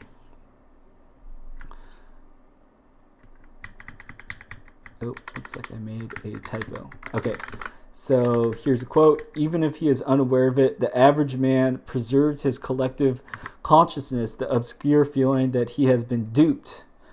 He has believed so completely in the takeover by the machine and in plenty, and he does not wish to fall into a trap again. So interesting here too. We have Jacques Ellul kind of. This is still in the chapter about economy, but he's talking to us now about, okay, if all this stuff, it seems like slavery, it seems so terrible, how could it be that people fall into this, right? And then we could ask ourselves, are we that sort of person that falls into this too? So, have you been tricked into playing Monopoly? You go over to your friend's house, you're like, oh, you want to play a quick game? And then you end up playing Monopoly for hours and hours, and it sucks, and you don't want to play Monopoly. So why are you playing Monopoly? It's boring. It's supposed to be a game. It's supposed to be fun, but instead it sucks. You're playing Monopoly. How did you fall into this trap? Now, do you want to back out now and say, actually, this is boring? And do you want to be a quitter? Are you a quitter? Are you a winner or a quitter? Right? So, interesting points here being made by Jacques Ellul. Another quote. All myths directly or indirectly go back to the myth of paradise, and the technical productivity man is witnessing seems to have spurred a proliferation of myths. So Jacques Ellul offers a suggestion by which people get sucked more and more into the technological society. And I think, yeah, you would call this sort of thing the tech utopianism, the futurism. Now in the modern age, the myth or the dream of transhumanism, which I think continues to get a lot of people to be motivated to actually support and to want more of the technological society sort of way of doing it. Like, why on earth would you want this system if it's enslaving people? It seems so terrible in all sorts of ways. Well, if you have a dream, a kind of promise behind it, then I think that is what keeps people going. So let's actually go back to Disneyland. So I started towards the beginning of the stream. I showed this piece here, this video here talking about Disney's Fast Pass, and this channel Defunctland that I've been watching a little bit of. I found it very interesting because it's showing how in like various Disney projects, whether Disney World, Walt Disney World, Disneyland, these different Disney places, these lot of technological society ideas basically have been tried out on a smaller scale. And you could ask this question, like, what is Disneyland about? So some names that they call Disneyland, they call it like the happiest place on earth and the magical kingdom. And there's all this talk about imagination, fantasy, futurology, right? You get places like Tomorrowland, stuff like that. So the sort of Disneyland vision is saying, using technology, science, engineering, and all of this, right? Can we create a utopia, the happiest place on earth, the magical kingdom? So looking at this question of how do people get sucked into the technological society, then ask yourself, why do people go to Disneyland? And I think that such questions, answering the question of why Disneyland appeals to people will basically answer the same question about the technological society. But once again, looking at this channel, learning more about like Disneyland and this Disney stuff, it has been really striking to me about how overt a lot of this, the language is describing Disney, what Disney's trying to do, and then reading the technological society and saying like, wow, it's just, it's like played out in Disney like a little science lab. Very interesting. All right, let's continue. Got some more quotes. So here we go. It is possible to make a meaningful comparison between the 15-hour workday of a miner in 1830 and the 7-day workday of 1950. But there is no common denominator between the 7-hour day of 1950 and the 15-hour day of the medieval artisan. We know that the peasant interrupts his workday with innumerable pauses. He chooses his own tempo and rhythm. He converses and cracks jokes with every passerby. So this quote, I think, too, will go to the standardization topic that we were discussing a little bit. So one of the characteristics of the technological society is that you're fitting everybody into a certain pattern for doing stuff. It's just like if you sit down and play the Monopoly game, you got to play by the Monopoly rules. And if I sat you down and had you play Monopoly for 4 hours, it's very likely that you're going to kind of get bored, especially if we force you to continue to play like at a certain rhythm. Like, oh yes, you have to complete your turn in this and this and much time. Do it by a clockwork. This becomes very tiring and unnatural for people to do. So here, this quote from Jacques Ellul is interesting because it's talking about this medieval artisan or a peasant who might work a 15-hour work day, and that might seem really long to us because we're used to like how corporations and business and stuff structure the work day today. People might go to a meeting that they find meaningless. They might be solving a bug on a computer for this thing that they just want to throw out the window and they don't care about, and so on and so forth. It's very inorganic. It's very forced. And so even after an 8-hour workday, at certain jobs, Like imagine a call center doing telephone calls. It seems terrible, very exhausting. Whereas if you maybe you work like a 15-hour day, but you do lots of different tasks. You do some communication here. You work on this one thing. You're sent to do an errand. You do another thing. So the example here is with a medieval artisan. Then you might actually work longer hours, but because of the nature of the sort of work you're doing, not super standardized technological society type working, but a more organic sort of workflow, then yeah, you might actually be able to work longer, and you might be working hard, but you won't be worn out in the same way that working a lot of like technological society type positions might really wear someone out. And I wrote my own note here. Hello, fellow peasants, because I'm kind of doing that medieval artisan thing myself now, and I must say it is quite more enjoyable than when I have worked 9 to 5 type things. All right, continuing. Let's look at another quote. Looks like we don't have new messages in the chat just now, so I'll just keep on going. Another quote. We cannot say with assurance that there has been progress from 1250 to 1950. In doing so, we would be comparing things which are not comparable. Certainly, an airplane, which after all exists concretely, seems like progress compared with dim historical memories. Therefore, it is advisable to limit ourselves to saying that there has been progress since the beginning of the industrial era, which was founded on the breakup and destruction of the non-comparable and vanished old order. So now Jacques Ellul, he's dropping some truth bombs, telling us how oftentimes when we talk about technological progress, the advance of the technological society has it made things better. And I'm going to stand by a view that I've expressed here, which is to say, basically now we have a transformation. We have a different thing in place in the past. So that's what Jacques Ellul calls the vanished old order versus the new technological society. But has it made life better, or moreover, it just changed things?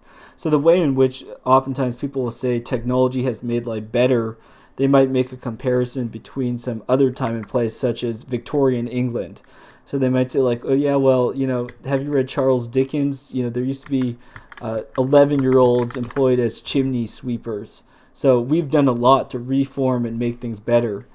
However, maybe looking at Victorian England or something is actually looking at a very low point in terms of a general human condition. Maybe that was like a very low, it's like the lowest of bars for maximizing human misery. And therefore, a lot of the illusion of progress is based by making a comparison with a very relatively low point.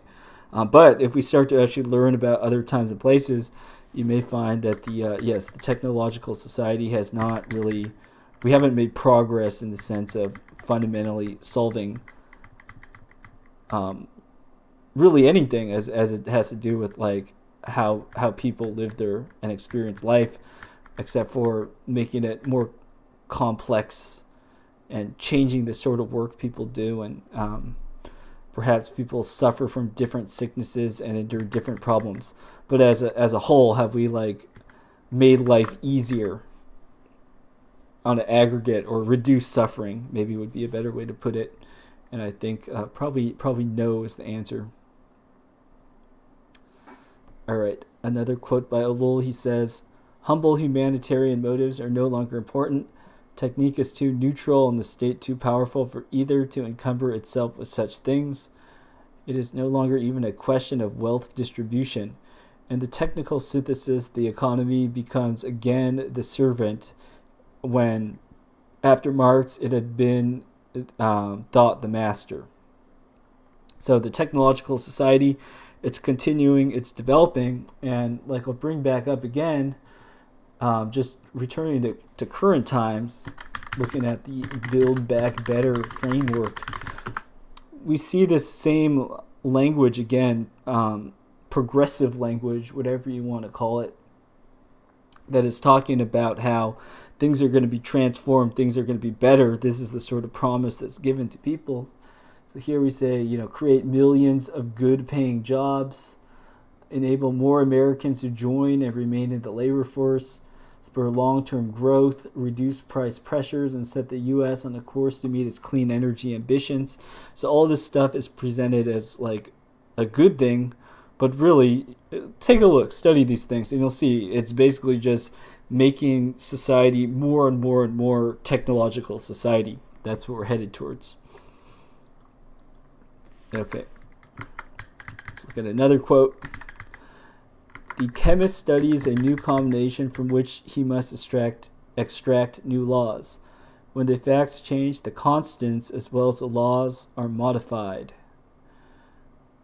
Okay, so we have a little bit of philosophy of science going on here, in the sense that this is looking at economic knowledge, which is conditioned on the models that you use. So you could ask the question, what is it that economists discover? Probably more specifically, macroeconomists. And I think that the answer to a lot of these questions will be, well, it depends on what people have been able to do. So once again, I'll return to the Monopoly game analogy. You could learn about the game of Monopoly and build knowledge on the game of Monopoly insofar as you introduce new rules, you change rules, you remove rules. Through doing this, you learn more about the rules of Monopoly, and then the way that you'll talk about it is in terms of how you formulate the rules for that sort of thing. So similarly too with economics, you'll have people that try new techniques to do all sorts of stuff. So you accumulate knowledge in the sense that you try a bunch of new different things and you could describe the results of what you did. But does that mean that you have more knowledge about the underlying matter, the underlying substance of the universe, or have you just tried a bunch of new stuff that maybe you shouldn't be doing anyways? It's a question. All right. Almost done. Another quote. The macroeconomy is only a framework and an element of an economic technique.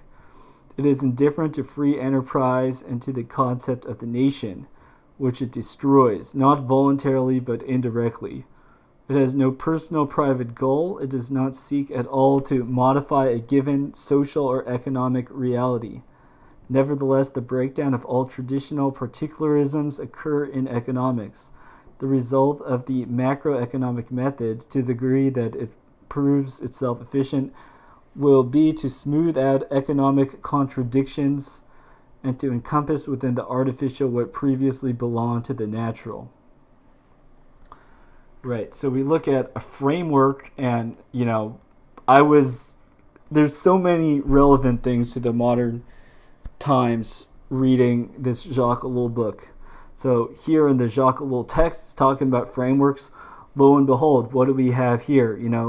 We are seeing a new iteration of an economic framework rolled out. And this in particular has to do with the United States, but you could look at other nations.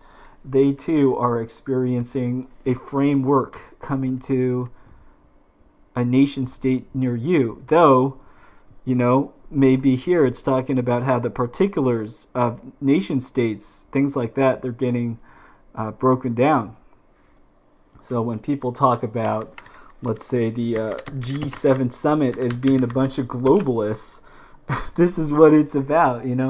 It's a bunch of people who want to implement the same sorts of systems on everybody, use the same technique, thereby, right, the same techniques everywhere, the same parameterized society, and in doing so, you're ironing out all the natural particulars.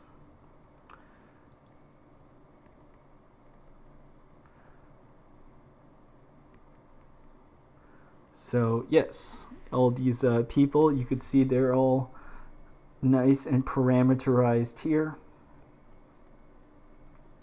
And you see the same language, right? So we got Boris Johnson.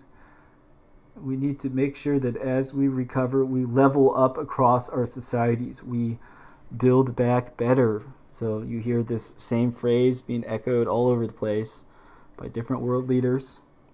And I actually think we have a huge opportunity to do that, because as G7, we are united in a vision for a cleaner, greener world, a solution to the problems of climate change. And in those ideas, those technologies which we're addressing together, I think there is a potential to generate many, many millions of high-wage, high-skilled jobs.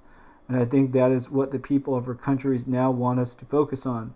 They want us to be sure that we're beating the pandemic together and discussing how we'll never have to repeat what we've seen, but also that we're building back better together.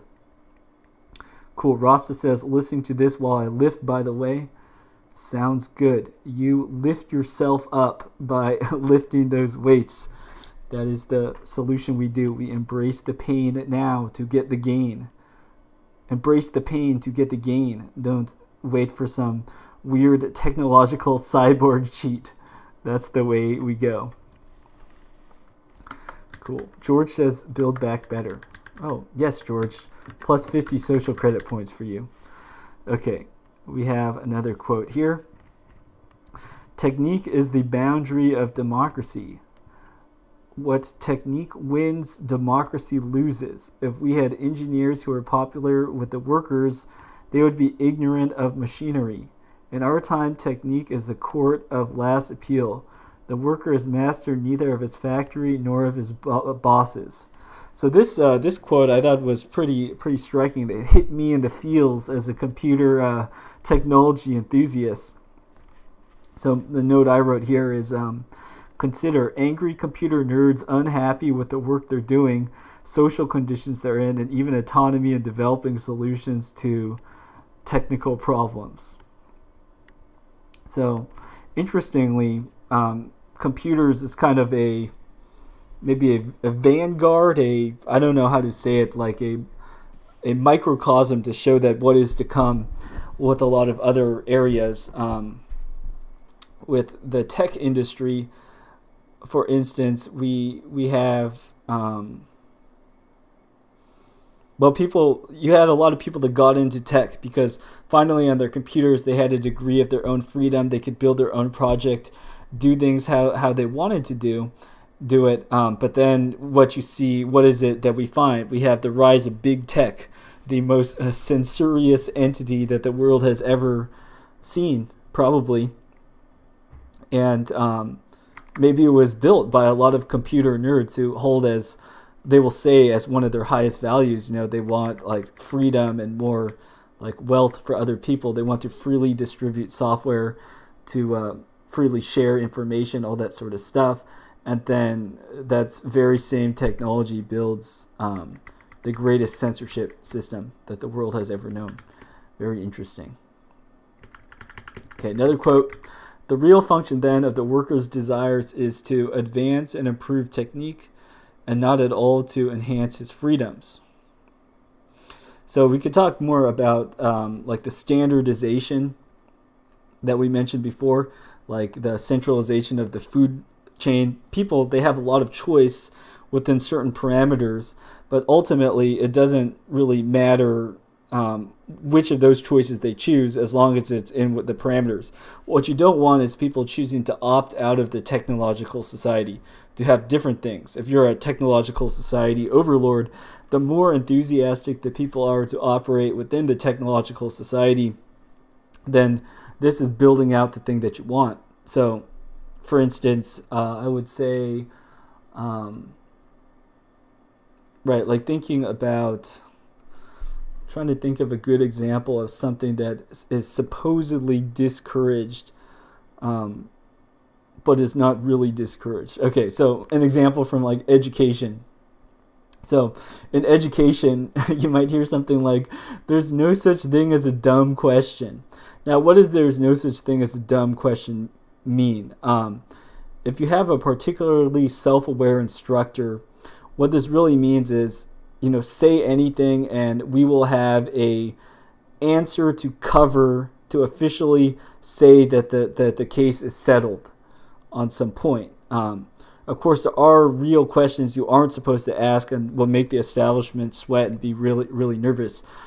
Those particular threads are called the conspiracy theories. And if you start to ask that sort of question, then they won't tell you that you should just feel free to ask any questions. So we have this word, this funny word, debunk. So they might, you'll get a lot of YouTube videos and stuff from official sources that will say like, oh yes, be part of the conversation. In fact, I think there's even, like if I search YouTube, and there's like a video, and it's called like, I'm going to search the conversation, and then we could see what sort of stuff comes up. It looks like there's a... No, I probably have to have a better search term.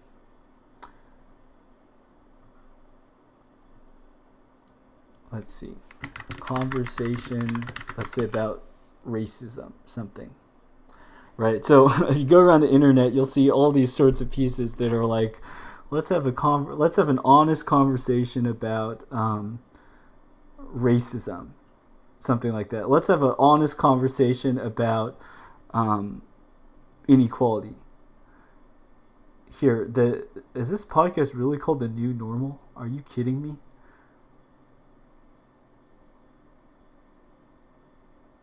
Anyways, the point that I'm making is you might see an encouragement for a particular type of behavior, such as let's talk about X, Y, and Z. But they aren't really asking you to talk about X, Y, and Z.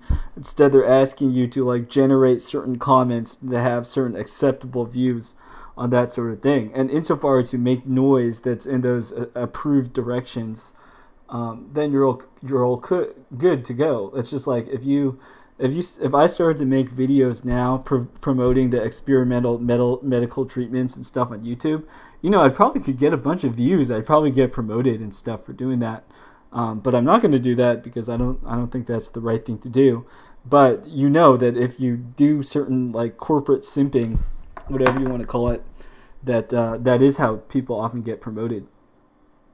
So Rosta Biden says, I don't know if this relates, but does this tie into company rewards program? T-Mobile, for example, has tons of bundles and stuff with Netflix to encourage customer loyalty. Yeah, okay, so this rewards programs and stuff like that, you could think of this as a preview of the sort of advantages that will come that will really be used to suck people into an increasing technological society. And yes, these rewards programs, like if you actually use like let's say you go to Chipotle all the time, and you order burritos all the time, so every once in a while you get a free burrito because you constantly use their burrito service. So I'm not saying that like rewards programs are bad. I'm just giving some observations about how rewards programs work. So one of the ways that rewards programs work is they sell a particular service or product, and they get you basically to have loyalty. That's why they call them like loyalty programs, reward programs, such that, I'm hungry, and then you automatically think Chipotle burrito ordering app rather than exploring the other options that are around you. So the company is willing to give you a little bit of rewards to pay you back in a little way because you're committing to this. It's like a psychological track, right? When you have a particular need or think about a particular thing, if you automatically think of their service and go to them, and they of course will most likely make some kind of profit off you and how you're participating in that system, then for them, they're incentivized to sometimes give back to you and give you these perks that will also make you think about their company and their services in order to keep you being a loyal participant, loyal customer, and continue to use their services because they benefit from you using their services because they'll do more transaction volume and all that sort of stuff. Yeah, Ross Biden says, reminds me of CCP benefits and social credit. Apparently, social credit is popular among Chinese Zoomers because of the perks and loyalty rewards. Yeah, definitely. Well, for example, I've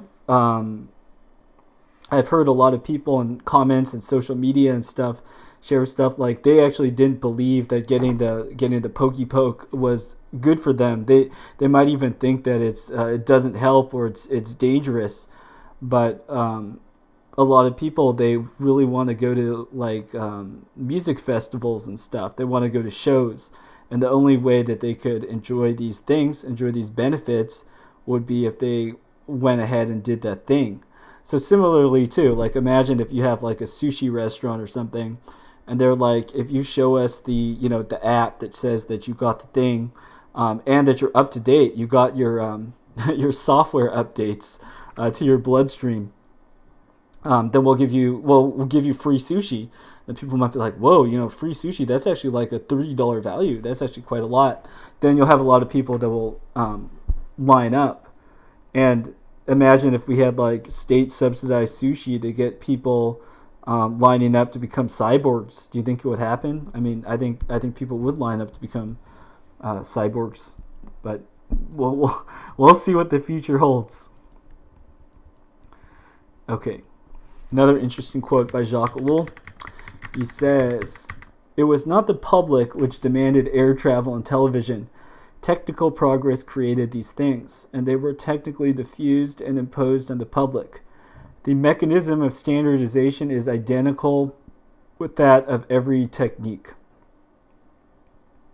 So building up this point, for those of you who are new to this stream, one of the first things I started talking about here was Mark Zuckerberg and his metaverse. So if you're still living under a rock, let's go ahead and just pull up at least some visuals of Zuck and his metaverse. Metaverse explained, CBC Kids News. What is this? Oh, whoa. I didn't see it there. This? That's kind of weird. Okay. What I was going to say, though, about the metaverse. So here, Jacques Ellul, 1954, published this book, talking about air travel and television.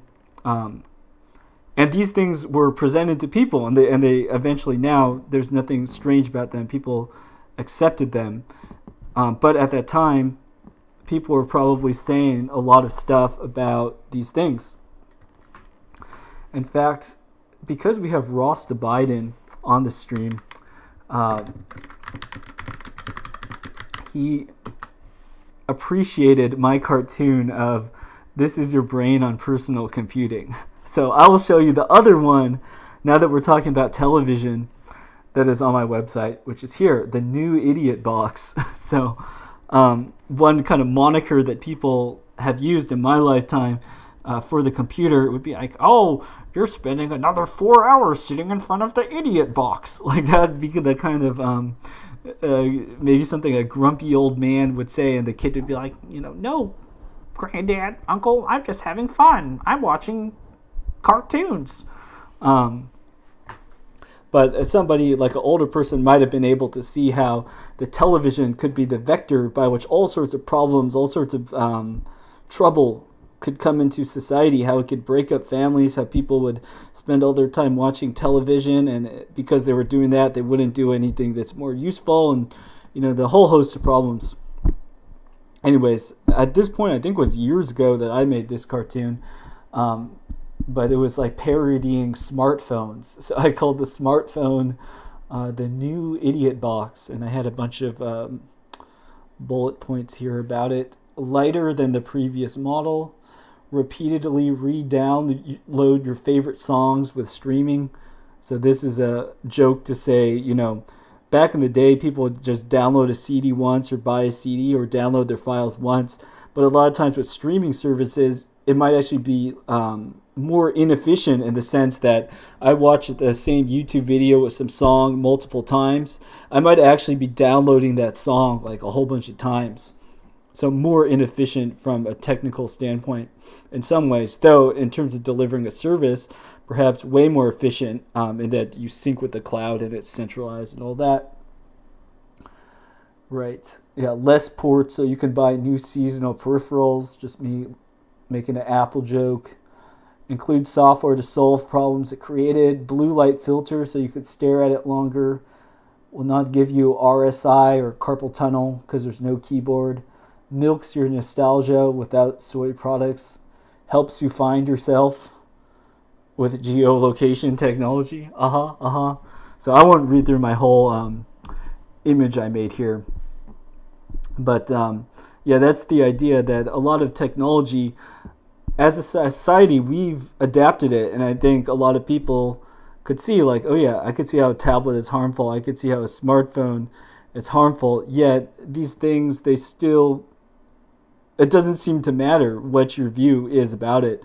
So as an individual in your personal life, like, you could manage how you use these technologies and stuff.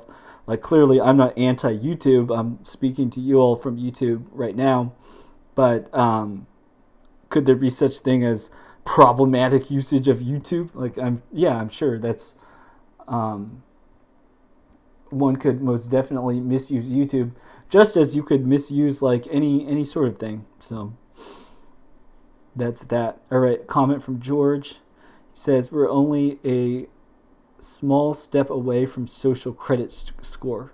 Oh, before that he says we have the same thing as social credit. It's just not as centralized yet. Credit ratings, criminal records, not publicly available, and social media rating equals social credit score. And George says, I would never marry someone who doesn't have at least 4.5 stars on their social credit score.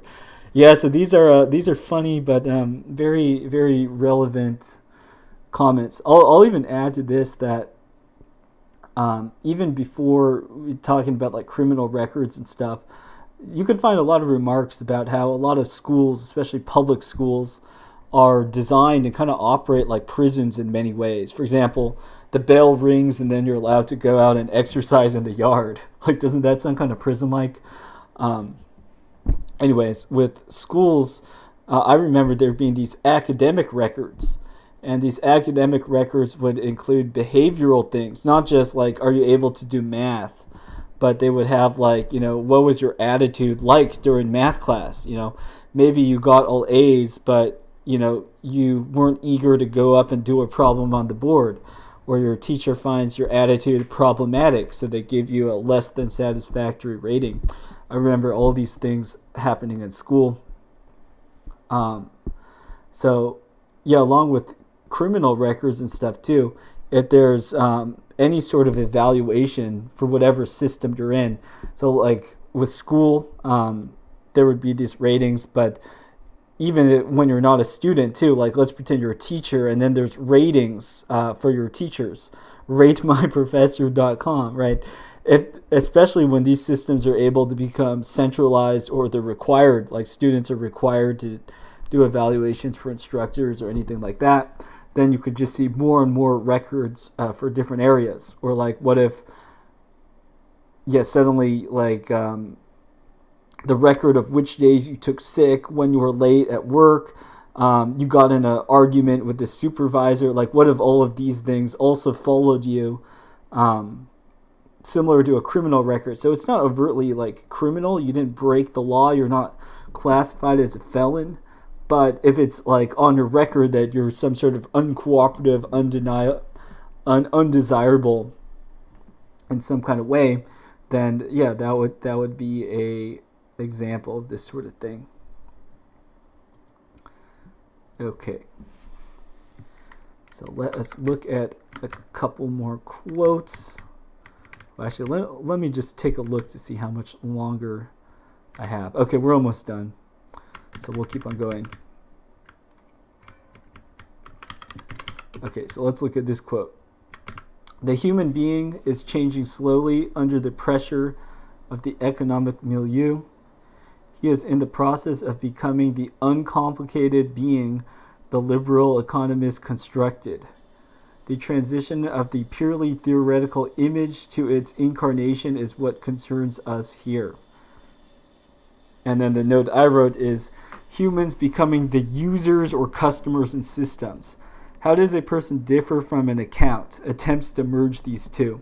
So I think like the metaverse, right? This is one of the like very fitting manifestations of this, which is to say, you have an account where your real life identity is tied with the digital identity, and then with your digital identity, then all stuff is kind of tracked and traced. And like with these NFTs and stuff, the NFTs are supposed to be these items that you could have the NFT on your avatar on Facebook, and then you could also have the NFT on your avatar when you're playing Fortnite or Roblox or whatever. There's this idea of creating a persistence in the digital world. So it's like merging you as a person with this parameterizable account thing, and also too merging all the accounts together. I think that's something that we're already seeing. Like, for example, I've filed taxes online. I used TurboTax the last time I did it. And, so now when I filed my taxes, they probably know, like, my bank account, my Google account, all these things. So now we have all these separate accounts and different servers, but would they become more integrated? Would I be surprised by that at all? No, I would not be surprised whatsoever. Okay, Ross Biden says, teacher evaluation by students leads to negative outcomes. In order to achieve higher ratings, teachers are more, quote, laid back and give easier grades to appease students. Indeed. I think, that's one thing that people have found. I've actually, when I was in graduate school, I had some people that studied evaluations and surveys. And one thing they found is that grades was one of the most popular, or one of the most predictive things you could find for like a student's evaluation of their instructors. So from the top down, from the instructional side, I would say, Rasta Biden, you are right on in observing that. Okay, next quote. Money is the principal thing. Culture, art, spirit, morality are jokes and are not to be taken seriously. On this point, there is once again full agreement between the bourgeoisie and the communists. So let's consider the example of universities. So why would people fall into all sorts of stuff? How would people come to accept the technological society? I think oftentimes the reason that people accept the technological society and they'll even promote it or even like actively work to build things is because there's money rewards. And it's just like, let's pretend I'm applying for a bunch of programming jobs, and then I get a job offer, which is to say, which the job description is something like, you're going to have to build surveillance systems, basically. And that might not be something that I have an idea of doing that I might really want to do. I would rather say, like, why can't I just build, like, a nice website for somebody, or, program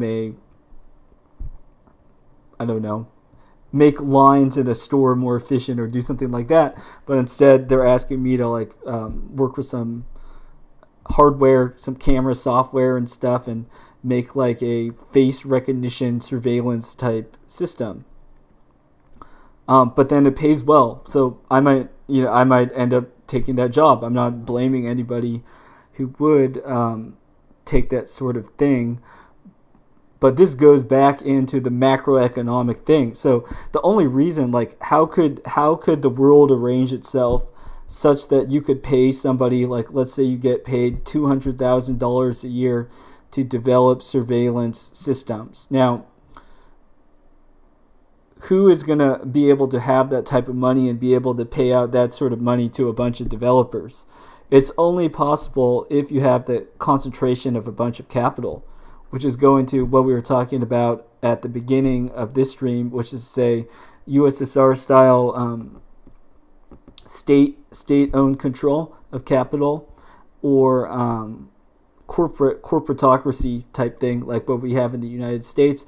These are two sides of the same coin, two models that allow technique maxing. You want to optimize, have as much technique development as you can. And what those systems will tend to sponsor, will tend to encourage, will be building things like, hey, let's build out this face recognition system, or let's design this centralized transportation system, the Disney monorail of the future, but we'll make it go around your California neighborhood, whatever we're talking about. All these things, these technologies, they have an inherent character of making things more centralized. It's not just like a little local invention that will be helpful for you. Rather, it's a thing that's yoking you more and more to the technological society. All right. Then we have another quote here. Thus, the development of economic technique does not formally destroy the spiritual, but rather subordinates it to the realization of the great design. Henceforth, there is no more need for the hypothesis of the economic man. The whole of man's life has become a function of economic technique. In its realization, technique itself has far transcended the timid hypotheses of the classical economists. Man knows himself to be more and more free, for technique has eliminated all natural forces and in this way has given him the sense of being master of his fate.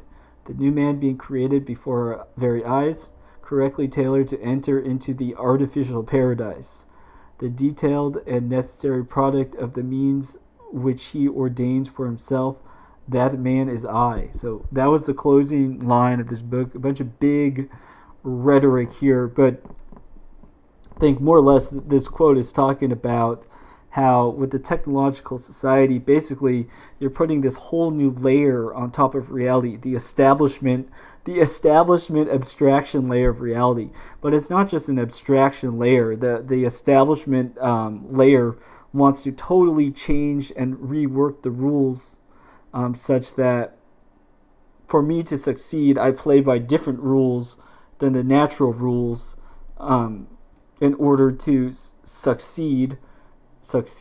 And that success, too, of course, will include manufacturing new desires and stuff for me.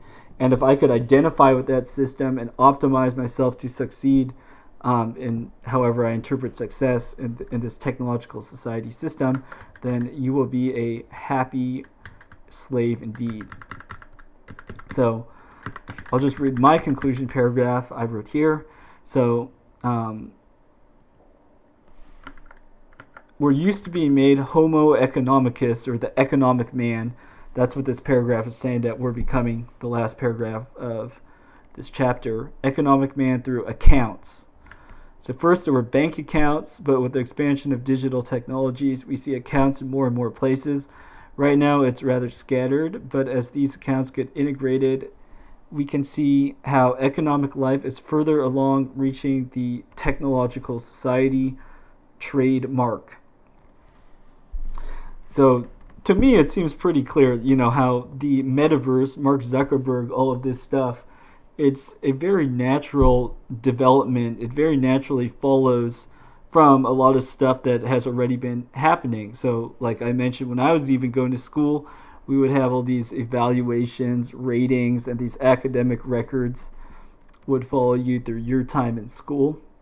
And then filing taxes and stuff, being able to draw bank account things automatically online, central bank digital currency. So we see all these threads that are coming together, and even NFTs as having a persistent identity that goes across different accounts. So if in the metaverse I could have, Alan, generic Uniqlo gray sweat jacket thing, and then I could appear in like different platforms, all with the same, virtual jacket. Wowzers, cool. Then this would be like showing an increasing merging of the technological society into all aspects of life. So not just work. So I might go to work and I might be wearing this on my avatar thingy. But then when I go and I play a game online, because that will be my entertainment, I guess, and I'll also be wearing that same thing. And then maybe another day I'll sell it. Who knows what will happen. The idea here is that all these different technologies are being rolled out so that you could have this technological society spread its tentacles and extend and encompass more and more and more and more, such that opting out of the technological society will be increasingly difficult. So let's see. We got a quote here, or not quote, we got a message here. Ross Biden says, no gaming past 10 in China. China oppresses gamers.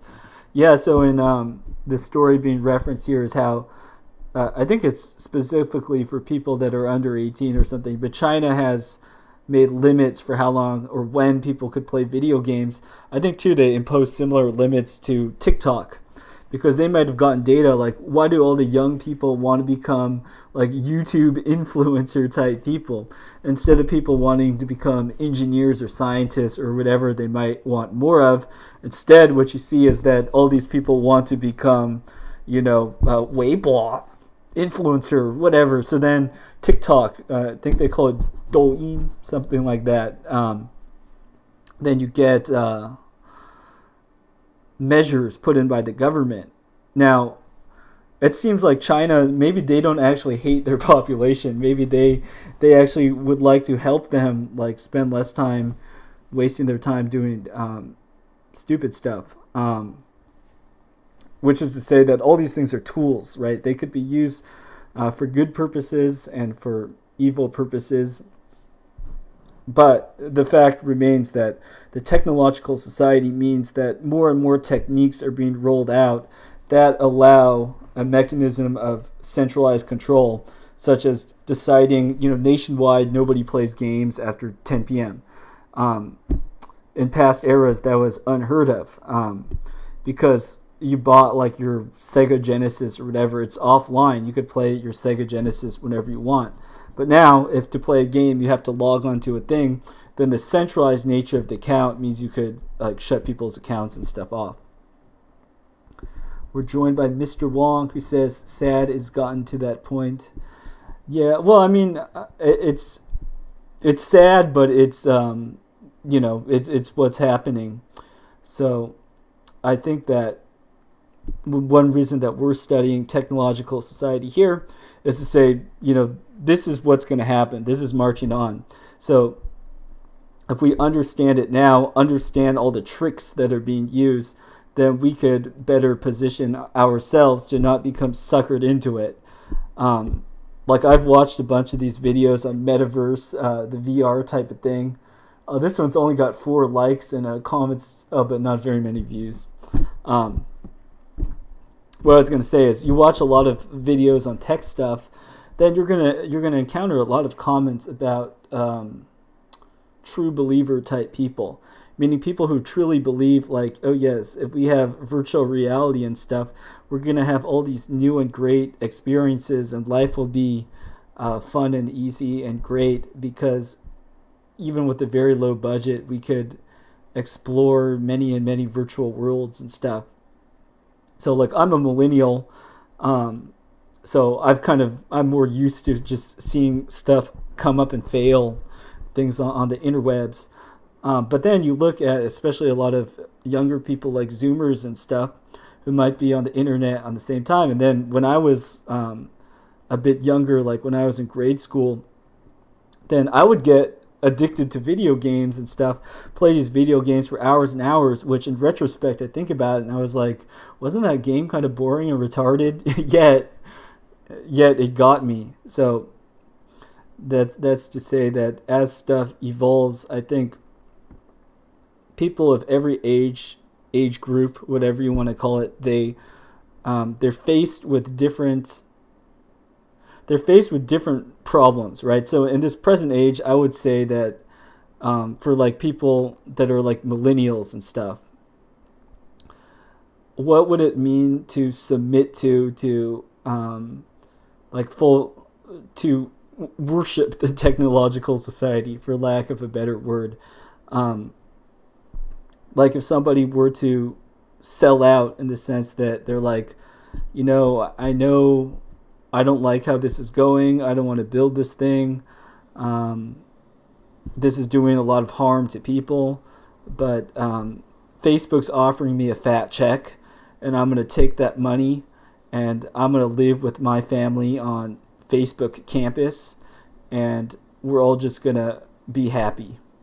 Okay, like that would be a place where like a millennial person might decide to sell out and basically say, I could see a lot of this stuff coming, and then I'm just going to take these comforts and not, if they have children, not tell their children about stuff, because they would rather try to live in Disneyland. So bringing this back to the whole idea of how Disneyland is kind of a microcosm for all of this, and that Disneyland is a technology-driven, quote-unquote, happiest place on earth, technology magic place. So are you deciding to live at Disneyland? Now, as a parent, you decide to take your kids to Disneyland. That's a very different thing from a kid going to Disneyland and really being taken in by what Disneyland has to offer. So I would say now, as it stands for millennials, Gen X, whatever, their thing is like, am I going to buy in and sort of wholeheartedly support and embrace this sort of thing? That's the challenge that millennials have. Maybe a challenge that like boomer generation has is how are you going to use like your money?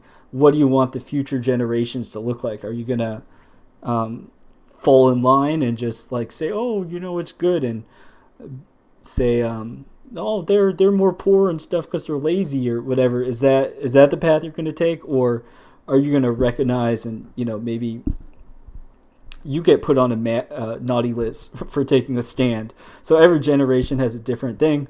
And then I would say, like, reading some of the comments on these videos of the metaverse and stuff, it seems there's a lot of like Zoomers, younger people who are really, I would say that they seem to be unironically just very enthusiastic about a lot of these things that are coming up. So we might look at it now and say like, oh, just it's stupid avatar Zuck, looks lame, but clearly there's a lot of people who are getting quite excited and comfortable about a lot of these things. And frankly, like a lot of these modern games like Minecraft and Roblox, I have not played them myself.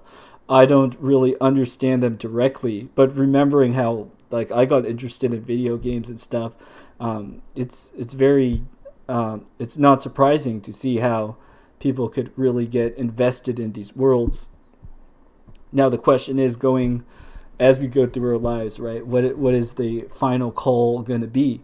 Are we going to embrace the Monopoly game analogy of life that's given to us by our overlords who have made the technological society? Are we just going to play this game, win this game, even if it means stomping over everybody else? Or are we going to turn and do something better with our time? But in any case, because we're all being made to play this game, to understand the rules and to analyze past precedents and stuff that's similar to this, I think it's a useful thing to do. So that's why we're all here together studying the Technological Society with Jacques Ellul. So with that being said, I'm looking at the chat. It doesn't seem like we have any new comments here. So unless anybody has any last minute things to say, I think we've been going for a while, so we could close up. Any last comments? All right, so if there are no additional comments, I will say here we did chapter 3, Technique and Economy. The next section of the Jacques Ellul book, I believe, has to do with politics, political things. So because I've gone so far studying this book anyways, and there's been a lot of things I think that are useful that have been said, I will plan on continuing and looking at that next chapter. So I'll be not streaming on the weekend, so probably on Monday. This start time at 3:30 p.m. Pacific time seems okay. So I'll plan on streaming then and talking about the next chapter of the Jacques Ellul book. So thank you all to those who did join the stream. I hope you all have a good rest of the day and hope to see you all later. Thank you.